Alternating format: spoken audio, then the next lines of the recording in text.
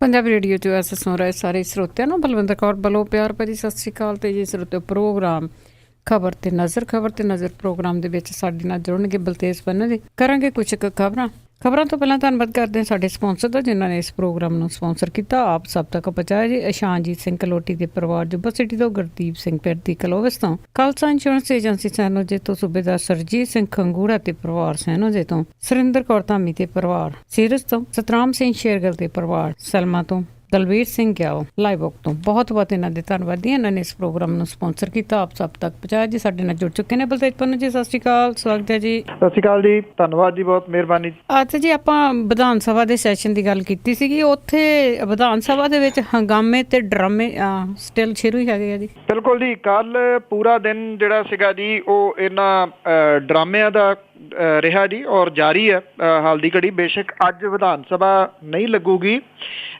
ਕੱਲ ਨੂੰ ਜਿਹੜਾ ਜੀ ਇਹ ਲਾਸਟ ਸੈਸ਼ਨ ਜਿਹੜਾ ਕੱਲ ਹੋਊਗਾ। ਜਿਹੜਾ ਕੱਲ ਦਿਨ ਦੇ ਟਾਈਮ ਸੀਗਾ ਜੀ, ਜਦੋਂ ਇਕਬਾਲ ਸਿੰਘ ਝੁੰਦਾ ਆ ਕੇ ਬਹਿ ਗਏ ਕੁਰਸੀ ਦੇ ਉੱਤੇ, ਜਿਹੜੇ ਵਿਧਾਨ ਸਭਾ ਦੇ ਸਪੀਕਰ ਦੀ ਜਿਹੜੇ ਕੁਝ ਸਮੇਂ ਲਈ ਬਾਹਰ ਗਏ ਸਨ, ਤੇ ਉਹਨਾਂ ਦੇ ਲੱਗਿਆ ਅਕਾਲੀ ਦਲ ਦਾ ਬੈਜ ਜਿਹੜਾ ਸੀਗਾ ਜੀ ਉਹ ਚਰਚਾ ਦਾ ਵਿਸ਼ਾ ਬਣ ਗਿਆ। ਵਿਰੋਧੀ ਧਿਰ ਨੇ ਮੁੱਦਾ ਜਿਹੜਾ ਸੀਗਾ ਜੀ ਉਹ ਉਠਾਇਆ ਕਿ ਇਉਂ ਬੈਜ ਲਾ ਕੇ ਇੱਕ ਪਾਰਟੀ ਦਾ ਵਿਧਾਨ ਸਭਾ ਦੇ ਸਪੀਕਰ ਦੀ ਕੁਰਸੀ ਤੇ ਨਹੀਂ ਬੈਠਾ ਜਾ ਸਕਦਾ, ਜਦੋਂ ਕਿ ਉਹਨਾਂ ਨੇ ਇਹ ਕਿਹਾ ਕਿ ਉਹ ਬੈਜ ਲਾਉਣ ਦੇ ਵਾਸਤੇ ਤਿਆਰ ਨਹੀਂ ਗਏ। ਇਹਨੂੰ ਲੈ ਕੇ ਚੰਗਾ ਹੰਗਾਮਾ ਜਿਹੜਾ ਸੀਗਾ ਜੀ ਉਹ ਹੁੰਦਾ ਰਿਹਾ। ਬਾਅਦ ਦੇ ਵਿੱਚ ਉਹਨਾਂ ਨੂੰ ਉੱਠਣਾ ਪਿਆ ਕੁਰਸੀ ਤੋਂ ਤੇ ਵਿਧਾਨ ਸਭਾ ਦੇ ਸਪੀਕਰ ਫੇਰ ਜਿਹੜੇ ਸੀਗੇ ਜੀ ਉਹ ਆਣ ਕੇ ਬੈਠ ਗਏ। ਹੈਰਾਨੀ ਵਾਲੀ ਗੱਲ ਇਹ ਰਹੀ ਕਿ ਜਿਹੜਾ ਬੇਵਿਸ਼ਵਾਸੀ ਦਾ ਮਤਾ ਲਿਆਂਦਾ ਗਿਆ ਸੀਗਾ ਜੀ ਉਹ ਬਿਨਾਂ ਕਿਸੇ ਬਹਿਸ ਤੋਂ ਰੱਦ ਕਰ ਦਿੱਤਾ ਗਿਆ, ਜਦੋਂ ਕਿ ਮਰਿਆਦਾ ਦੇ ਮੁਤਾਬਕ ਉਹਦੇ ਉੱਤੇ ਬਹਿਸ ਜਿਹੜੀ ਆ ਜੀ ਉਹ ਹੋਣੀ ਜ਼ਰੂਰੀ ਸੀਗੀ। ਰੌਲਾ ਰੱਪਾ ਇੰਨਾ ਜਿਹੜਾ ਜੀ ਉਹ ਪੈਂਦਾ ਰਿਹਾ। ਕਾਂਗਰਸ ਵਾਲੇ ਆਪਣੀ ਡੱਫਲੀ ਵਜਾਈ ਗਏ, ਸੱਤਾਧਾਰੀ ਧਿਰ ਵਾਲੇ ਆਪਣੀ ਡੱਫਲੀ ਜਿਹੜੀ ਸੀ ਉਹ ਵਜਾਏ ਗਏ, ਬੀਜੇਪੀ ਵਾਲੇ ਜਿਹੜੇ ਸੀਗੇ ਜੀ ਆਰਾਮ ਦੇ ਨਾਲ ਬੈਠੇ ਤਮਾਸ਼ਾ ਵੇਖਦੇ ਰਹੇ। ਜਿਹੜੇ ਦੋਨੋਂ ਧਿਰਾਂ ਸੀਗੀਆਂ ਜੀ ਉਹਨਾਂ ਨੇ ਉਕਸਾਉਣ ਦੇ ਵਿੱਚ ਇੱਕ ਦੂਜੇ ਦੇ ਆਪਣੇ ਮੈਂਬਰਾਂ ਨੂੰ ਕੋਈ ਕਸਰ ਨਹੀਂ ਛੱਡੀ। ਡਿਪਟੀ ਮੁੱਖ ਮੰਤਰੀ ਜਿਹੜੇ ਜੀ ਉਹ ਬਿਲਕੁਲ ਕਲੀਅਰ ਇਸ਼ਾਰੇ ਕਰਦੇ ਦਿਖ ਰਹੇ ਸਨ ਜਿਹੜੇ ਆਪਣੇ ਮੈਂਬਰਾਂ ਨੂੰ, ਵਲਟੋਹੇ ਨੂੰ ਤੇ ਬਾਕੀ ਸਾਥੀਆਂ ਨੂੰ, ਕਿ ਉਹ ਜਿਹੜਾ ਜੀ ਇਹਦੇ ਸੰਬੰਧੀ ਵਿਵਾਦ ਭਖਾਉਣ ਤੇ ਰੌਲਾ ਰੱਪਾ ਜਿਹੜਾ ਜੀ ਉਹ ਪਾਉਣ। ਰੌਲੇ ਰੱਪੇ ਦੇ ਵਿੱਚ ਹੀ ਜਿਹੜਾ ਸੀਗਾ ਜੀ ਬੇਵਿਸ਼ਵਾਸੀ ਦਾ ਮਤਾ ਰੁਲ ਗਿਆ ਤੇ ਇਹਦੇ ਉੱਤੇ ਕੋਈ ਵੋਟਿੰਗ ਜਿਹੜੀ ਆ ਜੀ ਉਹ ਨਹੀਂ ਕੀਤੀ ਗਈ। ਜ਼ੁਬਾਨੀ ਇਸ ਮਤੇ ਨੂੰ ਰੱਦ ਕਰ ਦਿੱਤਾ ਗਿਆ। ਜਿਹੜੇ ਕਾਂਗਰਸ ਵਾਲੇ ਸੀਗੇ ਜੀ ਉਹਨਾਂ ਨੇ ਇਹ ਕਿਹਾ ਕਿ ਉਹ ਇਹਦੇ ਉੱਤੇ ਬਹਿਸ ਚਾਹੁੰਦੇ ਆ, ਬਿਨਾਂ ਬਹਿਸ ਤੋਂ ਉੱਠਣਗੇ ਨਹੀਂ ਵਿਧਾਨ ਸਭਾ ਦੇ ਵਿੱਚੋਂ। ਜਦੋਂ ਸ਼ਾਮ ਜਿਹੜੀ ਸੀ ਉਹ ਹੋ ਗਈ ਤੇ ਸੱਤਾਧਾਰੀ ਧਿਰ ਨੇ ਕਿਹਾ ਜੀ ਖਤਮ ਹੋ ਗਿਆ, ਆਪੋ ਆਪਣੇ ਘਰੋਂ ਘਰੀ ਜਾਓ। ਇਹ ਉੱਥੇ ਵਿਧਾਨ ਸਭਾ ਦੇ ਵਿੱਚ ਡਟੇ ਰਹੇ। ਸਰਕਾਰ ਨੇ ਕੀ ਕੀਤਾ ਜੀ, ਉਹਨਾਂ ਨੇ ਵਿਧਾਨ ਸਭਾ ਦੀਆਂ ਲਾਈਟਾਂ ਬੰਦ ਕਰਾਤੀਆਂ, ਹਨੇਰਾ ਹੋ ਗਿਆ, AC ਵਗੈਰਾ ਸਾਰੇ ਜਿਹੜੇ ਸੀਗੇ ਬੰਦ ਹੋ ਗਏ, ਪਰ ਕਾਂਗਰਸ ਵਾਲੇ ਉੱਥੇ ਡਟੇ ਰਹੇ। ਇਹ ਕੋਈ 8:45 ਵਜੇ ਦੀ ਗੱਲ ਹੈ ਸ਼ਾਮ ਦੀ, ਔਰ ਉਸ ਤੋਂ ਬਾਅਦ ਕੋਈ 11:45 ਵਜੇ 2 ਘੰਟੇ ਤੋਂ ਬਾਅਦ ਜਿਹੜੀ ਲਾਈਟ ਸੀ ਇਹ ਛੱਡ ਦਿੱਤੀ ਗਈ। ਦੇਰ ਰਾਤ ਜਿਹੜੇ ਵਿਧਾਨ ਸਭਾ ਦੇ ਵਿੱਚ ਬੈਠੇ ਸੀ ਉਹਨਾਂ ਨੇ ਢਾਬੇ ਤੋਂ ਰੋਟੀ ਜਿਹੜੀ ਜੀ ਉਹ ਮੰਗਵਾ ਕੇ ਉੱਥੇ ਖਾਧੀ। ਕਾਂਗਰਸ ਵਾਲੇ ਜਿਹੜੇ ਨੇ ਉਹ ਵਿਧਾਨ ਸਭਾ ਦੇ ਵਿੱਚ ਬੈਠੇ ਨੇ ਜੀ ਜਿਹੜਾ ਧਰਨਾ ਲਾ ਕੇ ਕਿ ਉਹ ਇੱਥੋਂ ਹਿੱਲਣਗੇ ਨਹੀਂ। ਇਉਂ ਆ ਜੀ ਕਿ ਲਾਸਟ ਸੈਸ਼ਨ ਹੈ, ਅੱਗੋਂ ਚੋਣਾਂ ਆ ਰਹੀਆਂ ਨੇ। ਕਾਂਗਰਸ ਵਾਲੇ ਹੁਣ ਦੱਸਣਾ ਚਾਹੁੰਦੇ ਨੇ ਜੀ ਕਿ ਉਹ ਲੋਕਾਂ ਦੇ ਹਿੱਤਾਂ ਦੇ ਵਾਸਤੇ ਕੋਈ ਵੀ ਕੁਰਬਾਨੀ ਜਿਹੜੀ ਹੈ ਜੀ ਉਹ ਕਰ ਸਕਦੇ ਨੇ, ਪਰ ਇਹ ਕੁਰਬਾਨੀ ਪਿਛਲੇ ਕੋਈ 9.5 ਸਾਲ ਦੇ ਦੌਰਾਨ ਤਾਂ ਜਿਹੜੀ ਹੈ ਜੀ ਕਿਤੇ ਸੁਣਨ ਵੇਖਣ ਨੂੰ ਨਹੀਂ ਮਿਲੀ। ਵਿਰੋਧੀ ਧਿਰ ਜਿਹੜੀ ਹੈ ਜੀ ਉਹ ਵਿਰੋਧੀ ਧਿਰ ਦੇ ਰੋਲ ਦੇ ਵਿੱਚ ਫੇਲ ਹੋਈ ਹੈ, ਇਹ ਸਾਰੇ ਜਾਣਦੇ ਨੇ ਪਿਛਲੇ ਸਮੇਂ ਦੇ ਦੌਰਾਨ। ਹੁਣ ਜਿਹੜਾ ਜੀ ਉਹ ਕਿਸੇ ਨਾ ਕਿਸੇ ਤਰੀਕੇ ਦੇ ਨਾਲ ਇਸ ਧੋਣੇ ਨੂੰ ਧੋਣਾ ਚਾਹੁੰਦੀ ਹੈ, ਜਦੋਂ ਕਿ ਸੱਤਾਧਾਰੀ ਧਿਰ ਜਿਹੜੀ ਹੈ ਜੀ ਉਹ ਸਮਝਦੀ ਹੈ ਕਿ ਜੇ ਬਹਿਸ ਹੋ ਜਾਂਦੀ ਤਾਂ ਉਹਨਾਂ ਨੇ ਇਸ ਮਾਮਲੇ ਦੇ ਵਿੱਚ ਬਹੁਤ ਬੁਰੇ ਤਰੀਕੇ ਦੇ ਨਾਲ ਘਿਰ ਜਾਣਾ ਸੀਗਾ। ਜਿਵੇਂ ਚਰਨਜੀਤ ਸਿੰਘ ਚੰਨੀ ਹੋਰਾਂ ਨੇ ਘੇਰਨਾ ਸ਼ੁਰੂ ਕੀਤਾ, ਜਿਹੋ ਜੀ ਉਹਨਾਂ ਦੀ ਲੈਂਗੁਏਜ ਸੀਗੀ ਤਿੱਖੀ, ਉਹਦੇ ਨਾਲ ਕਈ ਮੁਸ਼ਕਲਾਂ ਜਿਹੜੀਆਂ ਸੱਤਾਧਾਰੀ ਧਿਰ ਲਈ ਖੜੀਆਂ ਹੋ ਜਾਣੀਆਂ ਸੀਗੀਆਂ, ਜਿਹਦੇ ਕਰਕੇ ਉਹਨਾਂ ਨੇ ਵਿਚਲਾ ਰਾਹ ਇਹ ਲੱਭਿਆ ਵੀ ਨਾ ਰਹੇਗਾ ਬਾਂਸ ਨਾ ਵੱਜੂਗੀ ਬੰਸਰੀ, ਬਹਿਸ ਕਰਾਉਣ ਦੀ ਜ਼ਰੂਰਤ ਹੀ ਨਹੀਂ ਜੀ। ਬਿਲਕੁਲ ਜੀ, ਬਿਲਕੁਲ। ਜਿਸ ਤਰ੍ਹਾਂ ਤੁਸੀਂ ਕਾਂਗਰਸ ਦੀ ਗੱਲ ਕੀਤੀ ਆ, ਇਹ ਤਾਂ AC ਕਮਰਿਆਂ 'ਚੋਂ ਹੀ ਨਹੀਂ ਉੱਠੇ ਜੀ ਇੰਨੇ ਸਾਲ। ਤੇ ਅੱਗੇ ਆਪਾਂ ਗੱਲ ਕਰਦੇ ਰਾਣਾ ਗੁਰਜੀਤ ਤੇ ਬਿਕਰਮ ਮਜੀਠੀਆ ਦੀ, ਤੇ ਉਹ ਵੀ ਕਿਸੇ ਗੱਲ ਕਰਕੇ ਆਪਸ ਵਿੱਚ ਉਲਝੇ। ਐਕਚੁਅਲੀ ਜੀ ਇਹ ਜਿਹੜੀ ਪਿਛਲੀ ਵਾਰੀ ਜਦੋਂ ਉਲਝ ਗਏ ਸੀਗੇ ਤੇ ਬਿਕਰਮ ਸਿੰਘ ਮਜੀਠੀਆ ਹੋਰਾਂ ਨੇ ਵਿਧਾਨ ਸਭਾ ਦੇ ਵਿੱਚ ਗਾਲ ਵੀ ਕੱਢ ਦਿੱਤੀ ਸੀਗੀ, ਉਹ ਵੀਡੀਓ ਜਿਹੜੀ ਵਾਇਰਲ ਹੋਈ ਸੀਗੀ ਬਹੁਤ, ਉਦੋਂ ਵੀ ਰਾਣਾ ਗੁਰਜੀਤ ਸਿੰਘ ਤੇ ਬਿਕਰਮ ਸਿੰਘ ਮਜੀਠੀਆ ਦੇ ਵਿਚਾਲੇ ਹੀ ਜਿਹੜਾ ਸ਼ਬਦੀ ਜੰਗ ਸੀਗੀ ਉਹ ਛਿੜੀ ਸੀਗੀ। ਇੱਕ ਵਾਰੀ ਫਿਰ ਰਾਣਾ ਗੁਰਜੀਤ ਸਿੰਘ ਤੇ ਬਿਕਰਮ ਸਿੰਘ ਮਜੀਠੀਆ ਦੇ ਵਿਚਾਲੇ ਇਹ ਜਿਹੜੀ ਸ਼ਬਦੀ ਜੰਗ ਆ ਜੀ ਉਹ ਛਿੜੀ ਔਰ ਨੀਵੇਂ ਪੱਧਰ ਤੱਕ ਫੇਰ ਚਲੇਗੀ। ਅਸਲ ਦੇ ਵਿੱਚ ਰਾਣਾ ਗੁਰਜੀਤ ਸਿੰਘ ਹੋਰਾਂ ਨੇ ਇੱਕ ਮਸਲਾ ਜਿਹੜਾ ਸੀਗਾ ਜੀ ਉਹ ਉਠਾਇਆ। ਇਹ ਅੰਮ੍ਰਿਤਸਰ ਦੇ ਨਾਲ ਰਿਲੇਟਡ ਮਸਲਾ ਹੈ। ਉੱਥੇ ਇੱਕ ਤਹਿਸੀਲਦਾਰ ਤਾਇਨਾਤ ਹੈ ਜਿਹੜਾ ਕਿ ਬਿਕਰਮ ਸਿੰਘ ਮਜੀਠੀਆ ਹੋਰਾਂ ਦਾ ਨੇੜਲਾ ਜਿਹੜਾ ਜੀ ਉਹ ਕਿਹਾ ਜਾਂਦਾ। ਉਹਨੇ ਸ਼ੋਸ਼ਣ ਕੀਤਾ ਕਿਸੇ ਔਰਤ ਦਾ। ਇਹ ਵੀਡੀਓ ਜਿਹੜੀ CD ਹੈ ਜੀ ਉਹ ਹੱਥ ਦੇ ਵਿੱਚ ਫੜ ਕੇ ਰਾਣਾ ਗੁਰਜੀਤ ਹੋਰਾਂ ਨੇ ਉਠਾਇਆ। ਇਸ ਤੋਂ ਭੜਕ ਕੇ ਬਿਕਰਮ ਸਿੰਘ ਮਜੀਠੀਆ ਹੋਰੀ ਔਰ ਉਹਨਾਂ ਨੇ ਇੱਥੋਂ ਤੱਕ ਕਹਿਤਾ ਕਿ ਆਪਣੀ ਚਿੱਟੀ ਦਾੜੀ ਦੀ ਜਿਹੜੀ ਹੈ ਜੀ ਉਹ ਸ਼ਰਮ ਕਰੇ ਰਾਣਾ ਗੁਰਜੀਤ ਸਿੰਘ। ਜਦੋਂ ਇਦਾਂ ਦੀਆਂ ਟਿੱਪਣੀਆਂ ਹੋਈਆਂ ਤਾਂ ਇਹ ਵਿਵਾਦ ਜਿਹੜਾ ਸੀਗਾ ਜੀ ਉਹ ਨੀਵੇਂ ਪੱਧਰ ਦੇ ਉੱਤੇ ਜਿਹੜਾ ਜੀ ਉਹ ਚਲੇ ਗਿਆ ਔਰ ਕਈ ਕੁਝ ਬਿਕਰਮ ਸਿੰਘ ਮਜੀਠੀਆ ਹੋਰੀ ਜਿਹੜੇ ਜੀ ਉਹ ਆਪਣੇ ਬਿਆਨਾਂ ਦੇ ਵਿੱਚ ਬੋਲ ਗਏ। ਇਹ ਸਾਰਾ ਕੁਝ ਰਿਕਾਰਡ ਹੋਇਆ। ਹੁਣ ਇਹ ਨਹੀਂ ਪਤਾ ਜੀ ਕਿ ਇਹ ਜਿਹੜੀ ਰਿਕਾਰਡਿੰਗ ਹੈ ਉਹ ਬਾਹਰ ਆਊਗੀ ਜਾਂ ਨਹੀਂ, ਪਰ ਇੰਨਾ ਆ ਕਿ ਤਹਿਸੀਲਦਾਰ ਵਾਲਾ ਜਿਹੜਾ ਮਸਲਾ ਸੀਗਾ ਜੀ ਉਹ ਜ਼ਿਆਦਾ ਭੱਕ ਗਿਆ। ਬਾਅਦ ਦੇ ਵਿੱਚ ਸੁਖਬੀਰ ਸਿੰਘ ਬਾਦਲ ਹੋਰਾਂ ਨੇ ਇਹਦੇ ਵਿੱਚ ਇੰਟਰਵੀਨ ਕੀਤਾ ਔਰ ਉਹਨਾਂ ਨੇ ਇਹ ਗੱਲ ਕਹੀ ਜੀ ਕਿ ਅੰਮ੍ਰਿਤਸਰ ਦੇ ਜਿਹੜੇ ਅਧਿਕਾਰੀ ਨੇ, ਪੁਲਿਸ ਅਧਿਕਾਰੀ, ਉਹਨਾਂ ਨੂੰ ਜਿਹੜਾ ਜੀ ਹੁਕਮ ਦੇ ਦਿੱਤੇ ਗਏ ਨੇ ਤੇ 13 ਤਰੀਕ ਤੱਕ ਜਿਹੜਾ ਜੀ ਇਹਦਾ ਦੱਸਣਗੇ, ਮਾਫ ਕਰਨਾ ਜੀ ਅੱਜ ਸ਼ਾਮ ਤੱਕ 13 ਤਰੀਕ ਤੱਕ ਉਹ ਦੱਸਣਗੇ ਪੁਲਿਸ ਵਾਲੇ ਕਿ ਇਸ ਮਸਲੇ ਦੇ ਉੱਤੇ ਕੀ ਉਹਨਾਂ ਨੇ ਕਾਰਵਾਈ ਕੀਤੀ। ਜਦੋਂ ਕਿ ਰਾਣਾ ਗੁਰਜੀਤ ਸਿੰਘ ਹੋਰਾਂ ਨੇ ਮਸਲਾ ਇਹ ਉਠਾਇਆ ਕਿ ਜਿਹੜਾ ਵਿਅਕਤੀ ਫੌਜ ਦੇ ਵਿੱਚ ਹੈ ਜਿਹਦੀ ਪਤਨੀ ਦਾ ਸ਼ੋਸ਼ਣ ਜਿਹੜਾ ਜੀ ਉਹ ਕੀਤਾ ਗਿਆ ਤਹਿਸੀਲਦਾਰ ਦੇ ਵੱਲੋਂ, ਉਹ ਕਈ ਵਾਰੀ ਪੁਲਿਸ ਵਾਲਿਆਂ ਕੋਲੇ ਜਾ ਆਇਆ। ਪੁਲਿਸ ਵਾਲਿਆਂ ਨੇ ਕੋਈ ਕਾਰਵਾਈ ਜਿਹੜੀ ਹੈ ਜੀ ਉਹਦੇ ਉੱਤੇ ਨਹੀਂ ਕੀਤੀ। ਹੁਣ ਸਵਾਲਾਂ ਦਾ ਸਵਾਲ ਬਹੁਤਾ ਇਹੀ ਹੈ ਜੀ ਕਿ ਇਸ ਮਸਲੇ ਦੇ ਉੱਤੇ ਹੋਊਗਾ ਕੀ ਇਹ ਇੱਥੇ ਸਿਰਫ ਵਿਧਾਨ ਸਭਾ ਤੱਕ ਸੀਮਿਤ ਜਿਹੜਾ ਜੀ ਉਹ ਰਹਿ ਜਾਊਗਾ ਜਾਂ ਫਿਰ ਇਹ ਤੋਂ ਅੱਗੇ ਵੀ ਜਿਹੜਾ ਜੀ ਇਹ ਮਸਲਾ ਜਾਊਗਾ। ਪੁਲਿਸ ਜਿਹੜੀ ਹੈ ਜੀ ਇਹਦੇ ਉੱਤੇ ਕੀ ਕਾਰਵਾਈ ਕਰਦੀ ਆ ਇਹ ਵੇਖਣ ਵਾਲੀ ਗੱਲ ਰਹੂਗੀ ਜੀ। ਬਿਲਕੁਲ ਜੀ, ਪਹਿਲਾਂ ਜਿੰਨੀਆਂ ਕੁ ਕਾਰਵਾਈਆਂ ਹੋਣੀਆਂ ਉੱਦਾਂ ਦੀ ਕਾਰਵਾਈ ਆ ਜਿਹੜੀ ਇੱਕ ਹੋਰ ਹੋਣੀ ਆ। ਅੱਗੇ ਆਪਾਂ ਗੱਲ ਕਰੀਏ ਮੁਖਤਿਆਰਨਾਮੇ ਦੀ, ਜਿਸ ਤੋਂ ਲੋਕੀ ਕਈ ਵਾਰ ਡੱਡੇ ਔਖੇ ਹੋ ਜਾਂਦੇ ਆ, ਤਾਂ ਉਸ ਦੇ ਉੱਤੇ 2% ਦੀ ਸਟਾਂਪ ਫੀਸ ਖਤਮ ਕਰਨ ਦਾ ਫੈਸਲਾ। ਇਹ ਇੱਕ ਐਕਚੁਅਲੀ ਤਰੀਕਾ ਜਿਹੜਾ ਜੀ ਉਹ ਅਪਣਾਇਆ ਹੋਇਆ ਸਰਕਾਰਾਂ ਨੇ ਪਿਛਲੇ ਲੰਮੇ ਸਮੇਂ ਤੋਂ। ਇਹ ਪ੍ਰੈਕਟਿਸ ਜਿਹੜੀ ਆ ਜੀ ਉਹ ਚੱਲ ਰਹੀ ਆ ਕਿ ਲੋਕਾਂ ਨੂੰ ਜਿਹੜਾ ਜੀ ਬੋਝ ਲੱਦ ਦਿਓ ਜਿੰਨਾ ਲੱਦੇ ਜਾ ਸਕਦੇ ਆ ਤਾਂ ਕਿ ਉਹ ਸਾਹ ਨਾ ਲੈ ਸਕਣ।